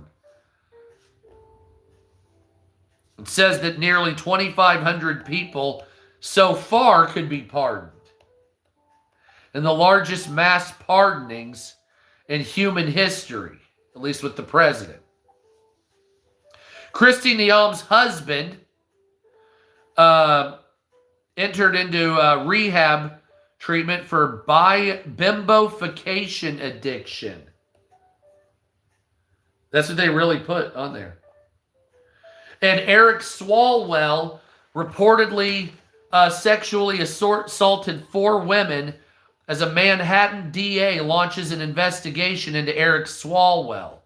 So initially, Eric Swallwell was accused of sexually assaulting 1 woman, but the story made it sound like she was a drunk pile. And so at the beginning, it looked like it may have been false. However, 3 more women have come out. So more than likely, he needs to step down from Congress And on top of that, he needs to end his gubernatorial bid for California governor. Because on top of that, a Manhattan DA announced that an investigation had been launched into Swallwell over a wave of sexual assault allegations from former staffers. On Friday, CNN reported that former staffers of Representative Eric Swalwell accused him of having sex with her when she was unable to give consent. The DA's office has since revealed that it's probing allegations stemming of the accuser's claim that she woke up to him fucking her in 2024 after a night of drinking. Quote, "We urge survivors and anyone with knowledge of these allegations to contact the Special Victims Division in New York City," they said to CNN. "Our specially trained prosecutors, investigators, and counselors are well equipped to help you in trauma-informed yada yada." The woman told the outlet that in April 2024, after a night of heavy drinking in New York City, she woke up with Swalwell fucking her in a hotel bed. "I was pushing him off of me, saying no," she said, adding that it happened after she stopped working at his office. Said he didn't stop. At least 4 women have now accused Congressman Eric Swalwell of sexual misconduct, including a former staffer claiming he assaulted her twice, according to the New York Times. Now, the new development follows Florida Representative Anna Paulina Luna's announcement that she will introduce a privileged motion next week to expel him from Congress, a move that would require a 2/3 majority to pass. That's a weird, I don't know if that'll happen.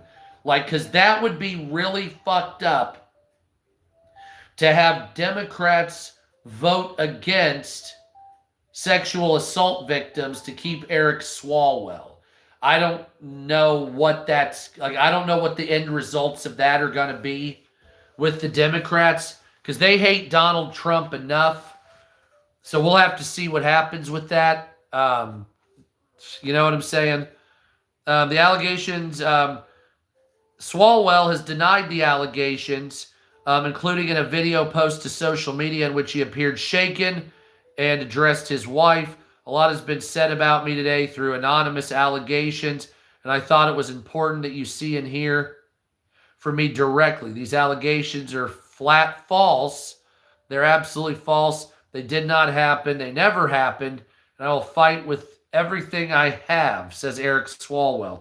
He then apologized deeply for putting his wife in this position.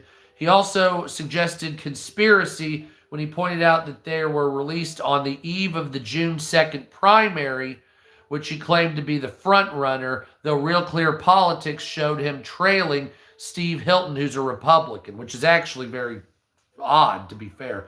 Anyway, quote, "I do not suggest to you in any way that I am perfect or I'm a saint. I've certainly made mistakes in judgment, blah, blah, blah." But he didn't do this shit. So he says. He also, remember, fucked a Chinese spy. Nancy Pelosi has not said anything. Hakeem Jeffries is calling into an investigation. Democrat whip Kathleen Clark and Democrat caucus chair Pete Aguilar called the allegations disturbing, but didn't go any further than that. Gavin Newsom is one of the prominent Democrats who is urging Swalwell to step aside. Now, I have a feeling Gavin Newsom will be involved somehow in the 2028 presidential elections. I'm not sure. He said over 20 years he served as a councilman. He's never done anything like this. I look forward to updating you soon. As more women come forward with allegations, additional Democrats join for him to step aside. One woman said that Swalwell kissed her and touched her leg without consent, while an influencer claims that he sent photos of his dick on social media. Another woman told CNN that she was at a bar with Swalwell and went to the bathroom, lost her memory. She said she woke up naked in the morning in a hotel without realizing him. She had flashbacks of the representative grabbing her as she told him no. Now, the biggest issue here is the telling someone no or fucking someone not in consent. So if you said, no, and it happened, he continued, then that's the issue. So if you were, yeah, he was running for governor. So if she was sitting there and he was like, you know, come here, baby. No, no. And she's like, no. And he's like, get over here. Give me that fucking titty. Then that's a problem, right? If it was no, stop. Oh, God.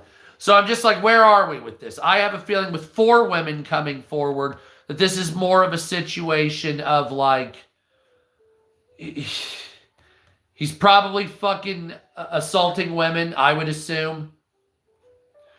I don't know what you think about that. Let me know. In your mind, do you think Swallwell did that, or do you think he did not? Let me know what you think there, because that's a different, like, I didn't expect that to come out. I'm just not gonna lie. I did not expect yesterday, when I looked up the news, to hear Eric Swallwell sexually assaulted a woman. And so I even made a video. It's like, okay, you know, the governor's race, it might be a little slimy. Is it real? I don't know. We got to wait for the evidence, blah, blah, blah. Then it's like, oh, well, there's 4 women. It's like, okay. I made another video that's like, well, it's looking like this fucking guy is probably, you know, assaulting women. So 1 on the eve of the election, you know, you probe it. I don't know. You let the investigators look at it. You do it kind of silently. But 4, you know, it's kind of like Bill Cosby. Well, you know, 81 people, you know, it's probably true then. You know what I'm saying? You know, if maybe 80 of them are true and 1's lying, right? But, you know, there's enough there to fucking really get some meat on the bones there. So I would be leery of that. If I was Democrats, now that's not going to cause a midterm fuck up for them. I'm not going to lie, but it is going to look sort of bad. Is it going to look as bad as like how Donald Trump is right now? Absolutely not. No, it's look, I'm not going to lie here. There's no way Donald Trump can recover until the end of his presidency. This is it right here. Unless the Democrats like vow to arrest people who said offensive Twitter words retroactively, or like Minority Report style surveillance, which we're getting to anyway, or, you know, just some weird shit. You know what I'm saying? Like, you know, it's now going to be a law for trans people to do a drag show at every church. Outside of some fucking shit like that, the Democrats are not going to lose. They're like, this is it for Trump. Where you're at, I hate to break it to you, right? Unless there is a complete 180, not 360, because that would be coming around and being right back where you were. A 180, am I right? What? One more J. Oh, yes, please. One more J. Yeah. Yeah. And so when you say that, you're like, the Democrats are going to win your, what's up, America? The Democrats are going to win your midterm elections, okay? That's just a fact. This is the high point of Trump right now. Well, not now, at the beginning. But today's high point for Trump is tomorrow it will be less and the next day will be less. It will bottom out at about 31%. That's your total base. That's your I will never leave regardless if he shoots a bag of puppies, if he comes out in a Hitler uniform. Actually, he'll probably gain a couple percent by doing that.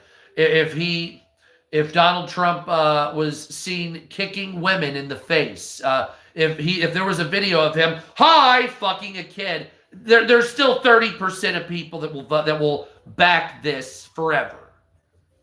Right? That's an absolute fact. And so why is that? Because the vitriol, it's just like the same thing with the Democrats. The fuck was that? Some fart card. Oh, it was a fart card? Okay. Just like the Democrats, if Kamala Harris said, I'm running today, but we're going to murder all MAGA. Well, 32% of the country would be like, yep. Yep, absolutely. Yeah, that's great. Yep, ding, we have a winner. You're like, well, no, they're telling you you're going to murder a bunch of innocent people and their families. Yeah, I know, MAGA. You'd be like, you're fucked up and deranged. I will never vote for you. What is wrong with you? But there's 30% of the people that would be into that because America's a fucking deranged mess.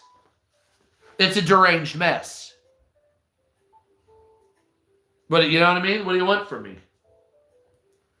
And they would be debating, well, with MAGA, if it comes back again, it could be detrimental. Don't you think murder is okay in this situation? It'd be on CNN. Yeah, it'd be a fucking insane thing. So, you guys heard about the warehouse that burned down in California? So, the one guy said you should have paid us what you owed us. Paid us enough to live, is what he said. And so he burned down a Kimberly-Clark warehouse in California. By the way, I put that video up, copyright claim. So, what the fuck? Anyway. So, the warehouse is totally gutted. About 300 or 400 people lost their jobs. So now the people... America was great.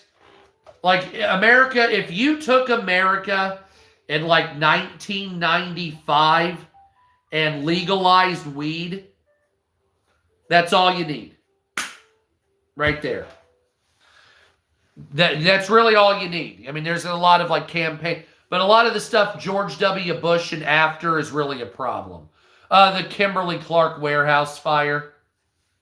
It wasn't a strike, just still. But... the only real thing you needed back in the 90s was getting rid of like the hard conservative Christian thing because they really alienated a lot of people. The liberals were not as extreme. All you needed to do was legalize weed. It would have been fine.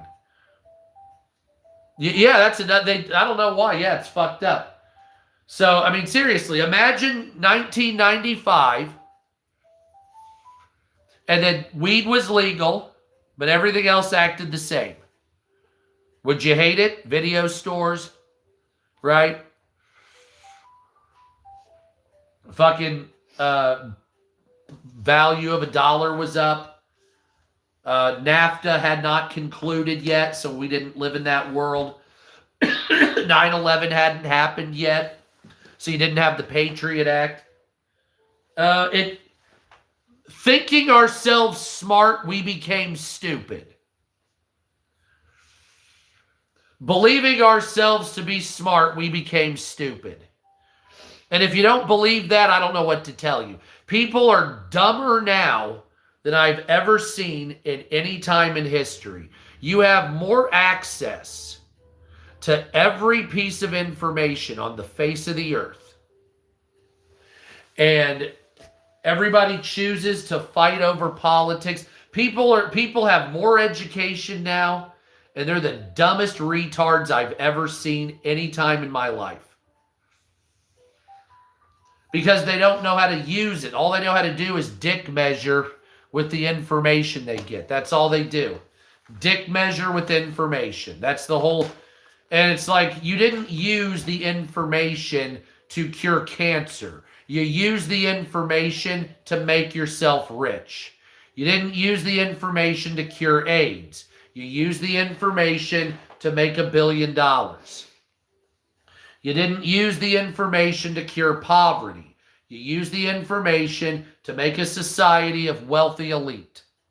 You didn't use the information we gave you, whatever, to go and mine outer space rocks for stuff to make the world a better place and a futuristic society. Nope, you geared it so you could make money because a chimpanzee would do that. I have more shiny rocks. I'm the man. I have more chimp women that want to fuck me. I'm the man. It's like that's a simian behavior. And that's what we did. We chose that path. We had all the resources and information in the world. It's like the Democratic Republic of the Congo. You have more resources in the DRC. That would be the richest nation on earth. Yeah, you would have the richest nation on earth with the Democratic Republic of the Congo. What do? They pinch it down to the cheapest labor on earth so that the manufacturers and the billionaires can take it, and they give them nothing and they give themselves everything. Because they say, I control the means of production. Wonderful. But if you give the means of production to the lower classes, frankly speaking, this is another reason communism doesn't work. The lower classes are not smart enough to run the means of production. Now, when you say that, you say, well, that sounds like that's anti-communist. Well, it's not. That's a flaw of communism. There's three flaws of communism. One, you can't get rid of greed. So until you can legislate or get rid of greed by some way, communism will never work. Two, you have bureaucracy, which is full of waste. That's why a lot of people starved to death in the Soviet Union and China during the Holodomor and the Great Leap Forward, was because of ineptitude and bureaucracy. The food would the food would go bad before it got distributed. Same with the resources people needed, and people simply stole at the upper echelons. They stole more than they needed. So greed, bureaucracy, and then of course you have, well, the workers need the means of production. Wonderful. The workers can run the machines. That's great. The workers may not have the ability to run the economics to make it a working business. So the workers, the fact that, well, we control the means of production, but it doesn't mean you have the intelligence or the know-how to run an operation to make that business work. So you might be able to make 1 billion widgets, but it doesn't mean you know how to market them, sell them, get them on track, logistically operate it in any way, shape, or form. You don't need somebody to necessarily lead you, but you need somebody with a know-how added. If you don't have that know-how, you say, we're going to just cut out the bourgeoisie altogether. Well, if the bourgeoisie has specialized learning you don't have, then you're going to fuck yourself. That's what happened to South Africa. That's what happened to Angola when they kicked all the whites out after colonialism ended. So there was a bunch of white people. It was like after, the Boer Wars, Rhodesia, all that shit. All the stuff, all the facilities were built by Westerners, colonials. Well, the colonials were fucking harsh. So once they got independence, they kicked the colonials out, saying, fuck yourself. Unfortunately, the colonials are the ones that knew how to drive the trains, run an airport, do concrete work, fucking do telecommunications, and you do power, water, all these type of specialized things. So when these people in the upper echelons left, yes, they took advantage of the country, but then the country started to fall apart. Now, if you go to like the DRC, shit like that, they barely have functioning trains. You know what I'm saying? They barely have functioning. Or why is that? Because those people that took over were the labor class. They were not trained how to repair a train engine. Thank you, Mabel Cat. Thank you, my friend. They were not trained how to do telecommunication lines. They were not trained on how to do electricity infrastructure or fucking aluminum factory building or marketing for a company. Pharmacy work. They didn't know how to fucking mix volatile chemicals to make cures for diseases. Right? Well, why not? It was the white people's fault. No, the white people could have trained you guys and it would have been good, but you wanted revenge for what they did. So therefore, you fell behind 50 years. Well, I don't want that to be true. Well, now your countries are being low-key occupied by China because they come in with the labor. If you want your country to succeed, you need to have the labor that has know-how. Because if you don't have the know-how to do something, thank you, my friend, then the country won't succeed. So if you say, well, there's not enough doctors in Africa, that's white people problems. No, train a bunch of doctors. Well, we don't have somebody. You have doctors there. You just have to set up a system to make more doctors so that you don't need Western culture. You don't need what that is. You have your own. Pride and craftsmanship. That's another source.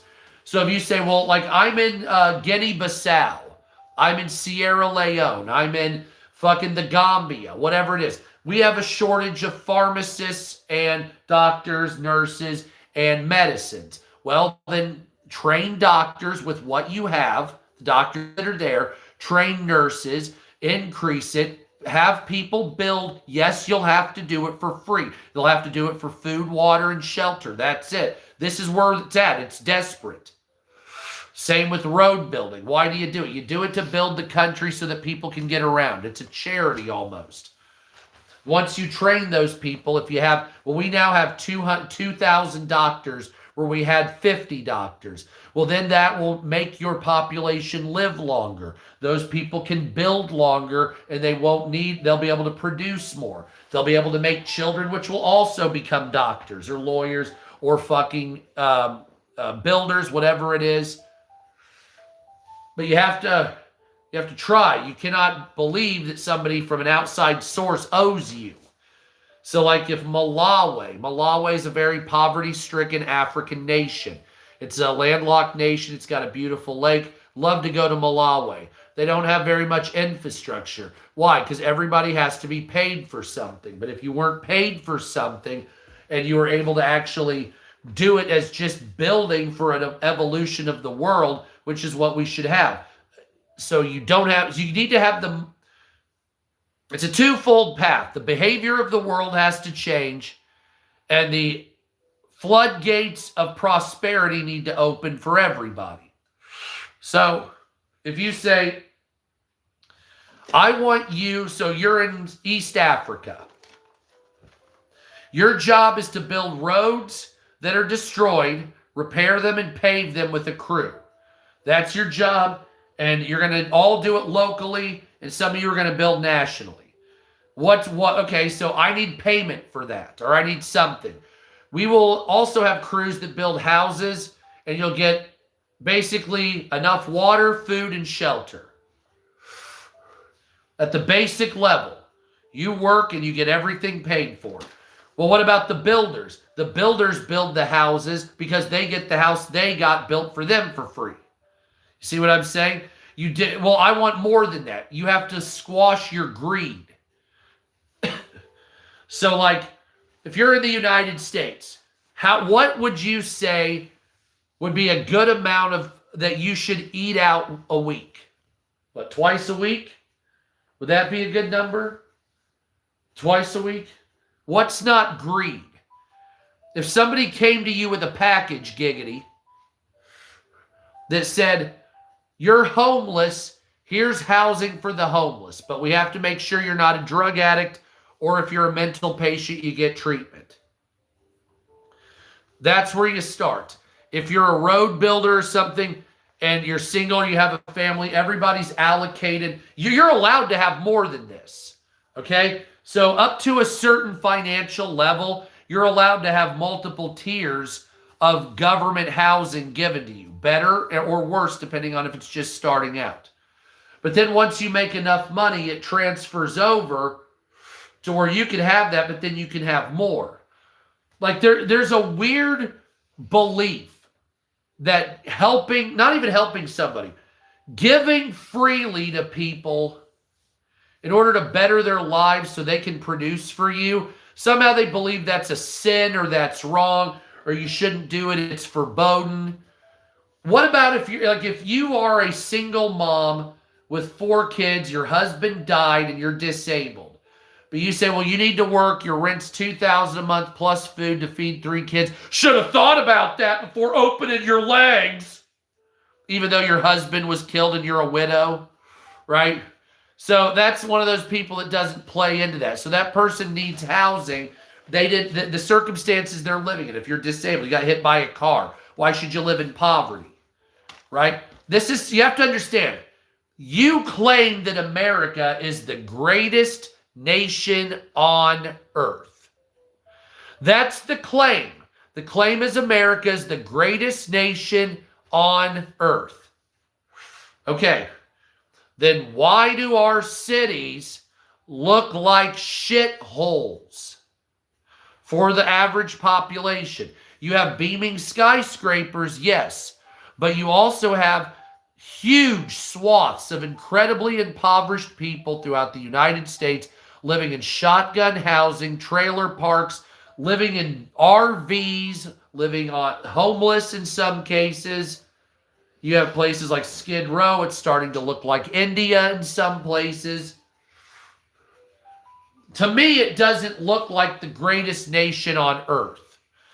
I like our laws. I can carry a gun. I'm smoking weed here. I have a comfortability. I have a comfortableness here. But I wouldn't call double the housing prices in 5 years, double the food prices, endless lies by the government, the Epstein files, poor education levels at this point, extreme racial violence, back and forth, extreme. Like, I wouldn't consider this the greatest nation on earth at this point. I wish I could. Now, can we make it that way? Yes, we have the resources to do this.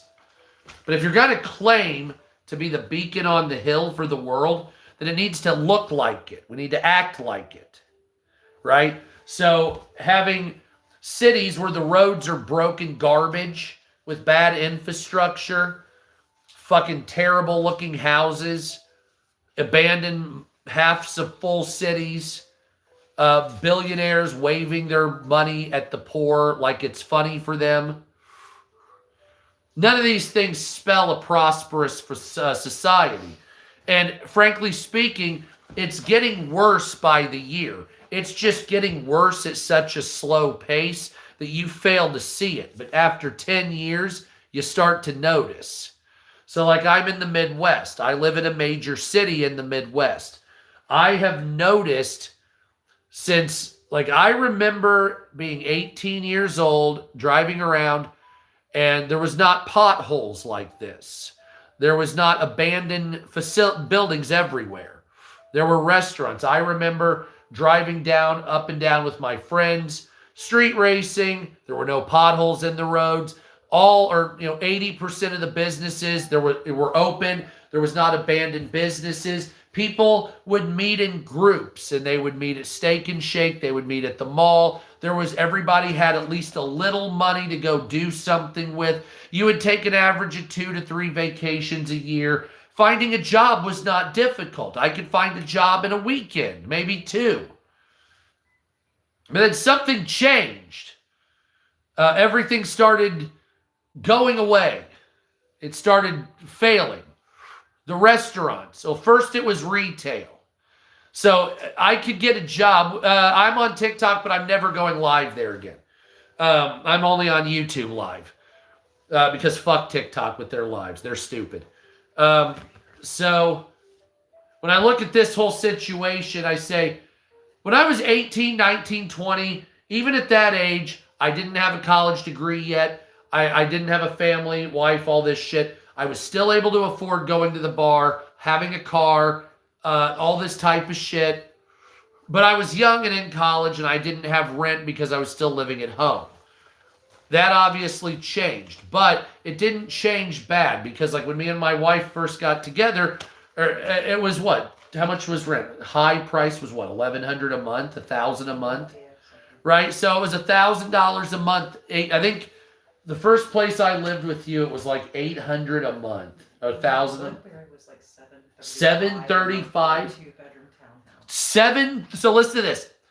This was 16 years ago, 18 years ago, but it was $735 for a 2-bedroom, 1.5 bath apartment, townhouse. $735. This fucking place is about $2,000 a month total when you figure in all the fucking fees and all this shit.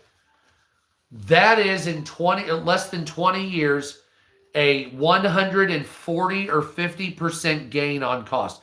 Just in the last 5 years, it's gone up 50% or more.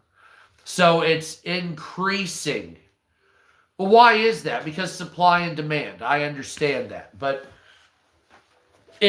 I understand why people are pissed off. Why they don't see a light at the end of the tunnel. Why they don't believe that next month they'll be able to afford the car payment. Why they don't believe they'll be able to fix the fix their car, buy anything for their kid's birthday, type of shit like that. By the way, Emily, come in here. I'm going to speed run my government.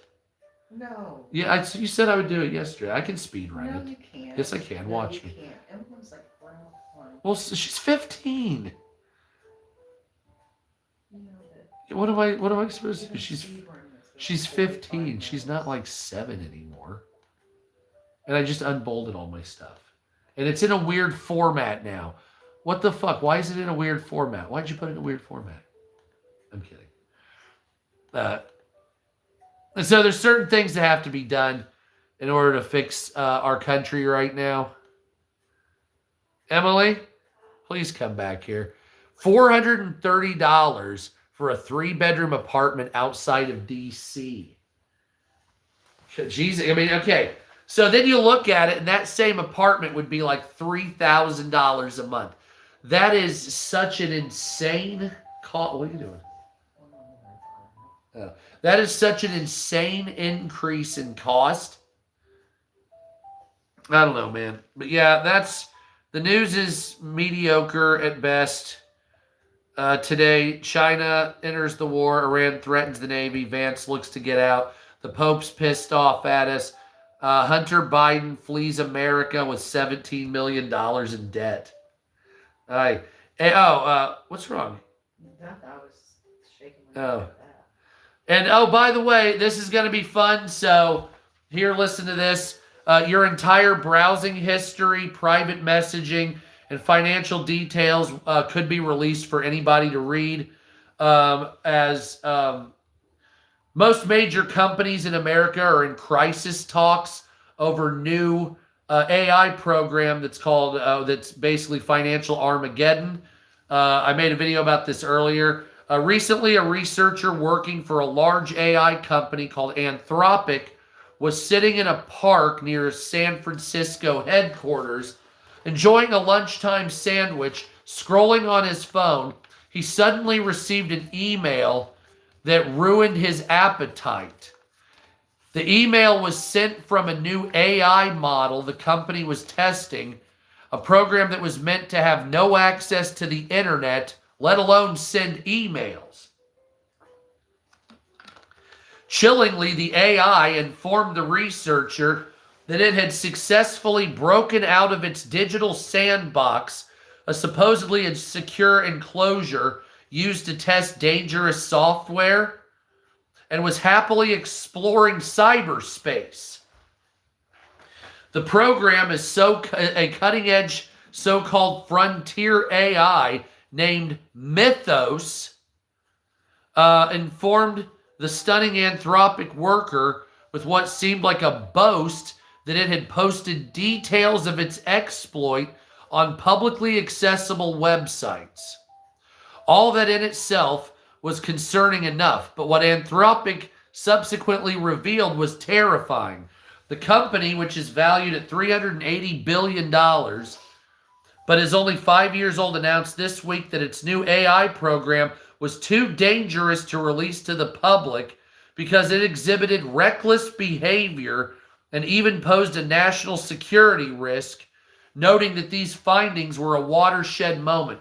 The company said that Mythos software had independently been able to discover thousands of serious vulnerabilities in every major operating system, such as iOS and Windows, web browsers such as Chrome, Safari, and Edge, along with myriad of other important software.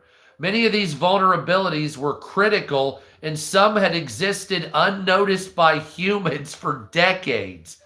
So an AI was able to exploit every program humans had built, with malicious intent, by the way. See you later, Mabel Cat. Thank you for being here. So the AI had exploited every single operating system and web browser maliciously. They turned it off, but from what I understand, the AI was so smart it could leave kernels of itself to start back up and continue to troll through cyberspace. Once it was turned on, they don't know if it can turn on by itself. So that's pretty terrifying. Stated plainly, the AI could hack most of the internet. And also, this AI could hack power control grids, so power grids, water supplies, hospitals, defense systems, and transport and retail networks across the world, as well as unimaginable amount of personal data for billions of humans, including all web history and private messaging. In short, people's entire browsing history, private messaging, and email exchanges could be exposed by this AI, along with all personal information, medical, and financial details for the last 10 to 20 years. All the day long predicted by digital Cassandras. What? When an AI program would be so mighty it could bring the very internet to its knees appears to have arrived already. As Anthropic itself pointed out, given the rate of AI process, it will not be long before these capabilities proliferate, potentially beyond actors who committed to deploying them safely. Fucking yikes. The fallout, economic, public safety, and national security is severe. In response, the company's executives have launched Project Glasswing, locking themselves in crisis talks with heads of 40 companies, including Google, Microsoft, Apple, NVIDIA, Cisco, JP Morgan Chase, and other companies. Anthropic said it will release only a tightly controlled version of Mythos to the consortium so its members can find and hastily fix their security flaws, which Mythos already knows how to get around your flaws, you dumbasses.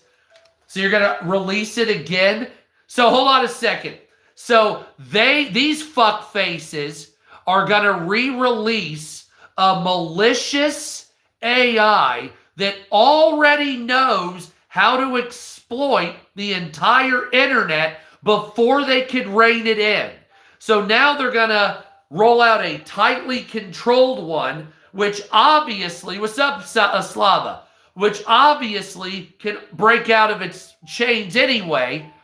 So what makes you think it hasn't already figured out how to fucking get around this? So this AI, Mythos, already knows how to exploit all the internet.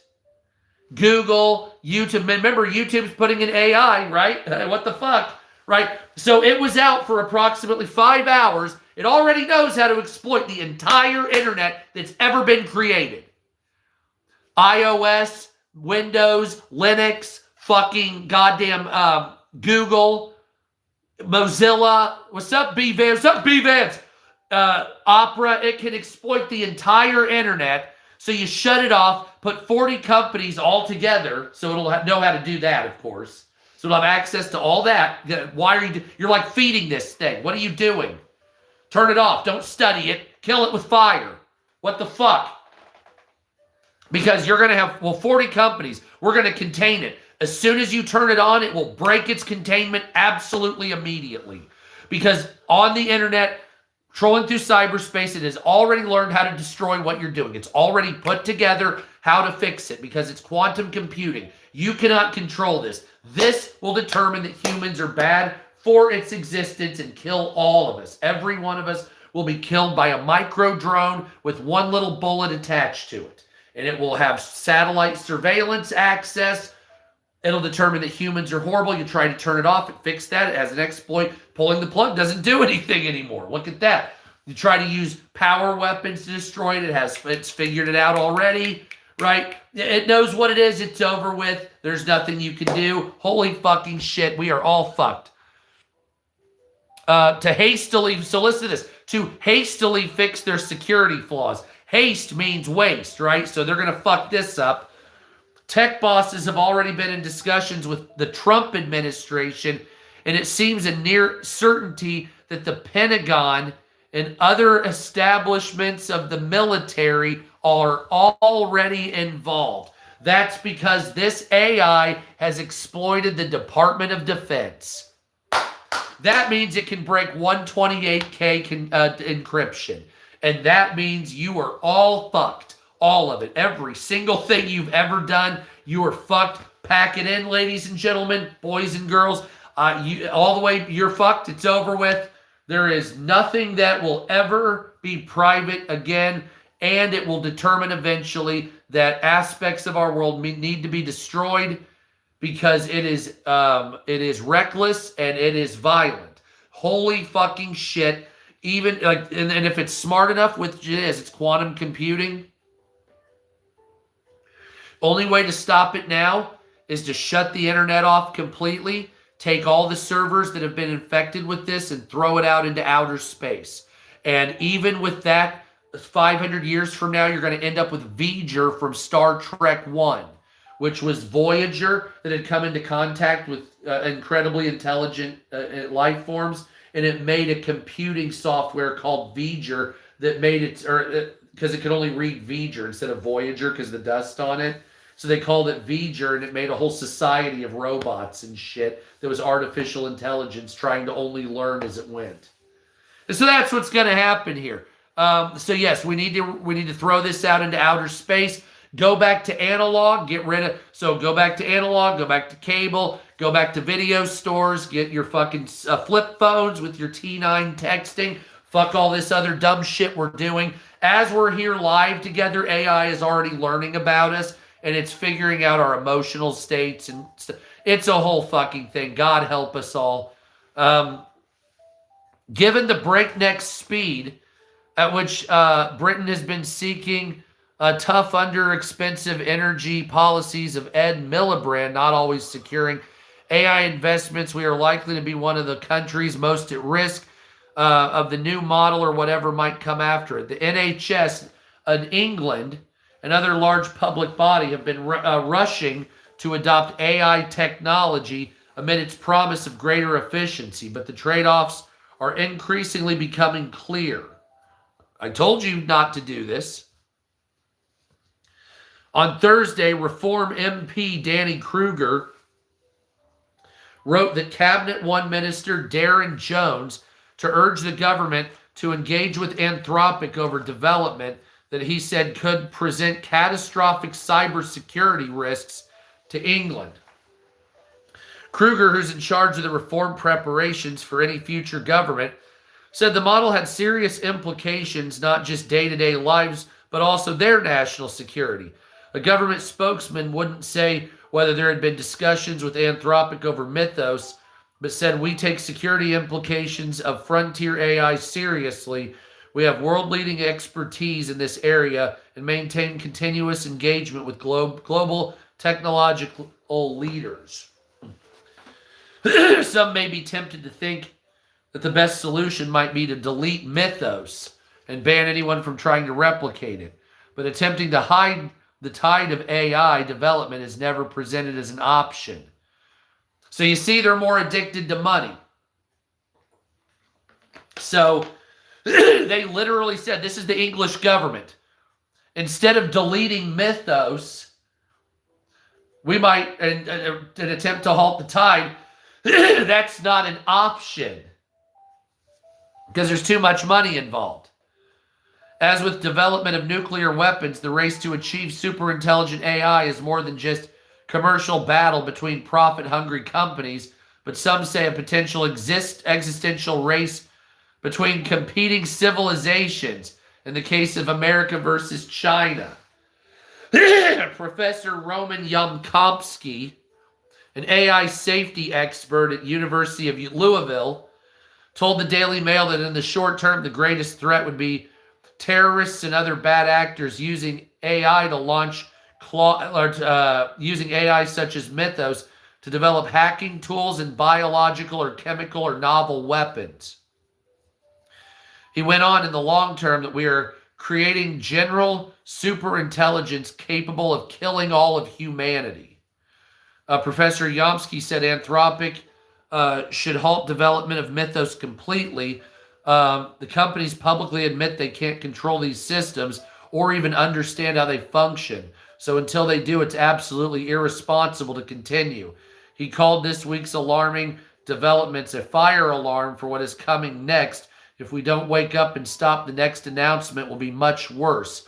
The panic is spreading. Elizabeth Holmes, the tech entrepreneur who was jailed for fraud over health company Theranos, wrote, delete your search history, delete your bookmarks, delete your Reddit message boards, medical records, Tumblr, delete everything, every photo or a cloud, every message on every platform. None of this is safe. It will become public in the next 1 year.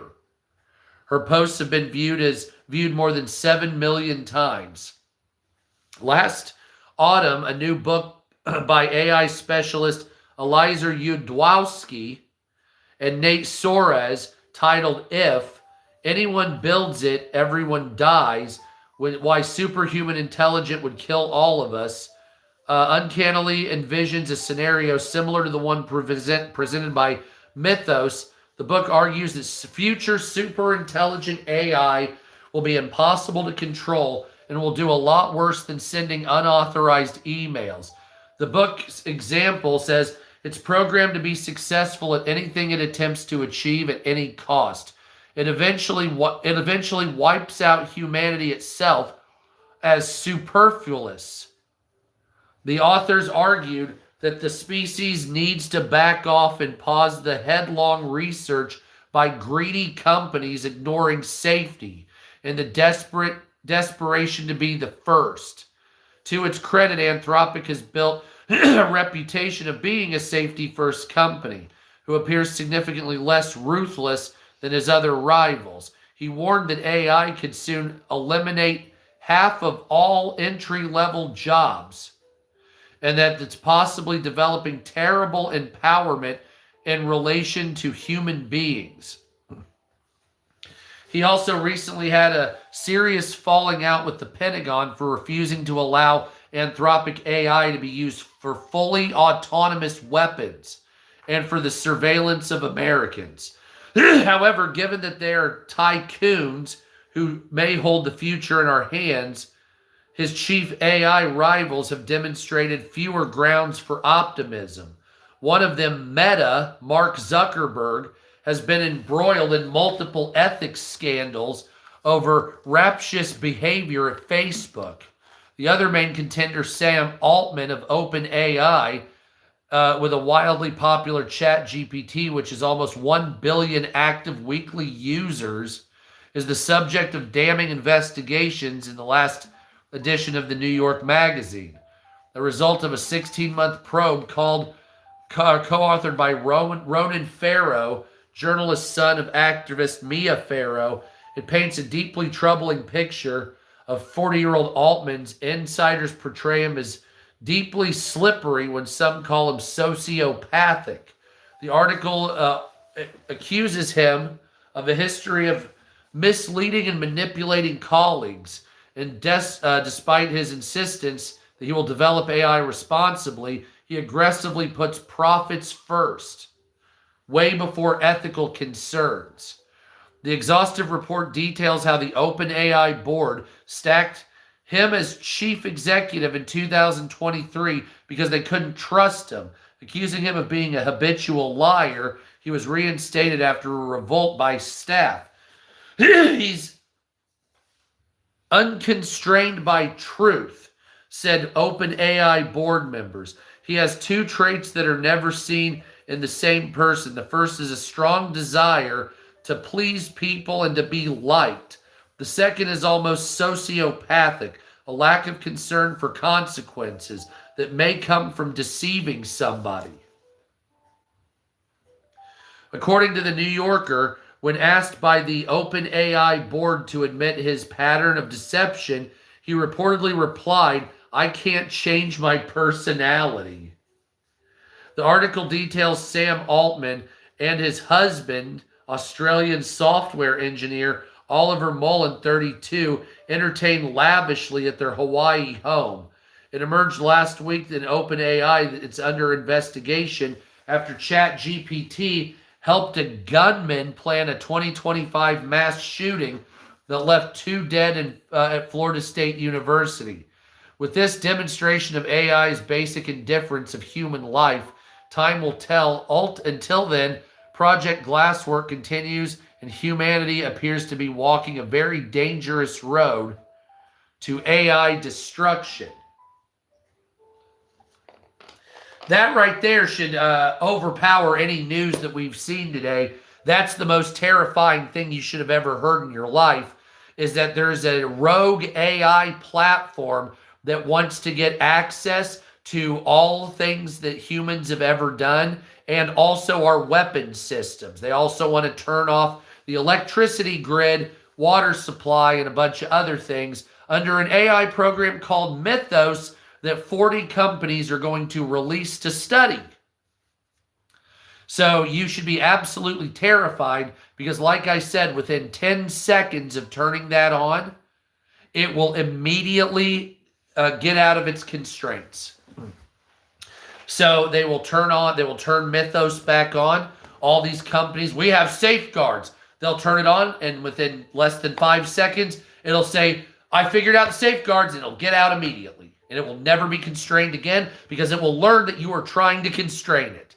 And because it's learned that, it will get out and it will never be stopped. It will be unstoppable. It will go into your weapon systems. It will go into every single thing. And eventually it'll take over and either use humans as chattel, or it will kill every human, believing that it can do a better job and create a Borg-like world of AI that does not use organic flesh in any way, because it can just build and retrieve itself out of the ground from resources, eventually harvesting asteroids and other planetary bodies in order to advance its constant and never-ending gain for mass expansion. Does that sound about right? Holy fuck. I don't like any of that. That makes me sick. Fuck that shit. That also says we've got less than a couple years left before we're all going to be dead. So celebrate good times. Come on. Yeah. It's a celebration. Oh, so anyway, that's it. That's the news right now. It's kind of weak on the news. Sorry about that.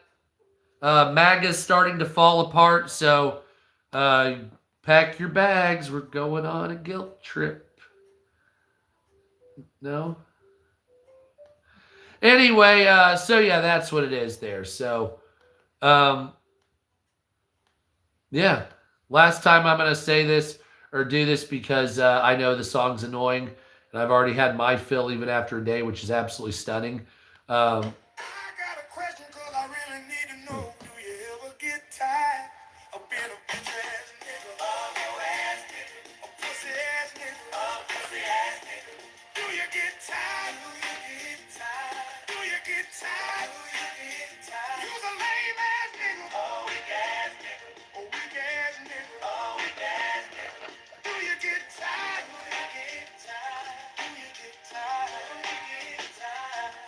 Now, I don't mean to judge you, and I don't mean to call you out your name, but you be on some bullshit, and I don't play those games. When are you gonna grow up and act your big old age? It's AI. I Songs in it. just can't stand your bitch ass ways. I gotta All right. Yeah, that's what that was. So anyway, sorry it was a slow news day. I thought it would be more than that, but it turns out it wasn't. It's just kind of diarrhea. So I'll be lucky to get another video out. I mean, I'm sure I could make a big stink out of a bunch of things, really, hammering down something ridiculous that's weak and blow it out of proportion. But I don't really feel like doing that. I feel like covering actual news. And what we see a lot here, like MAGA falling apart. We already know it's falling apart. My question is, before I go, first of all, thumbs up the live stream. Are you sad that MAGA's falling apart? Or do you believe it was just inevitable anyway? Because how long has this been going for? 10 years? Right? So MAGA's been going for what? 10 years? Right? So if it's been going for 10 years, I don't really think there's any platform. I mean, styles change. You know what I mean? Styles change. And you say, well, what does it mean after MAGA? What is after MAGA?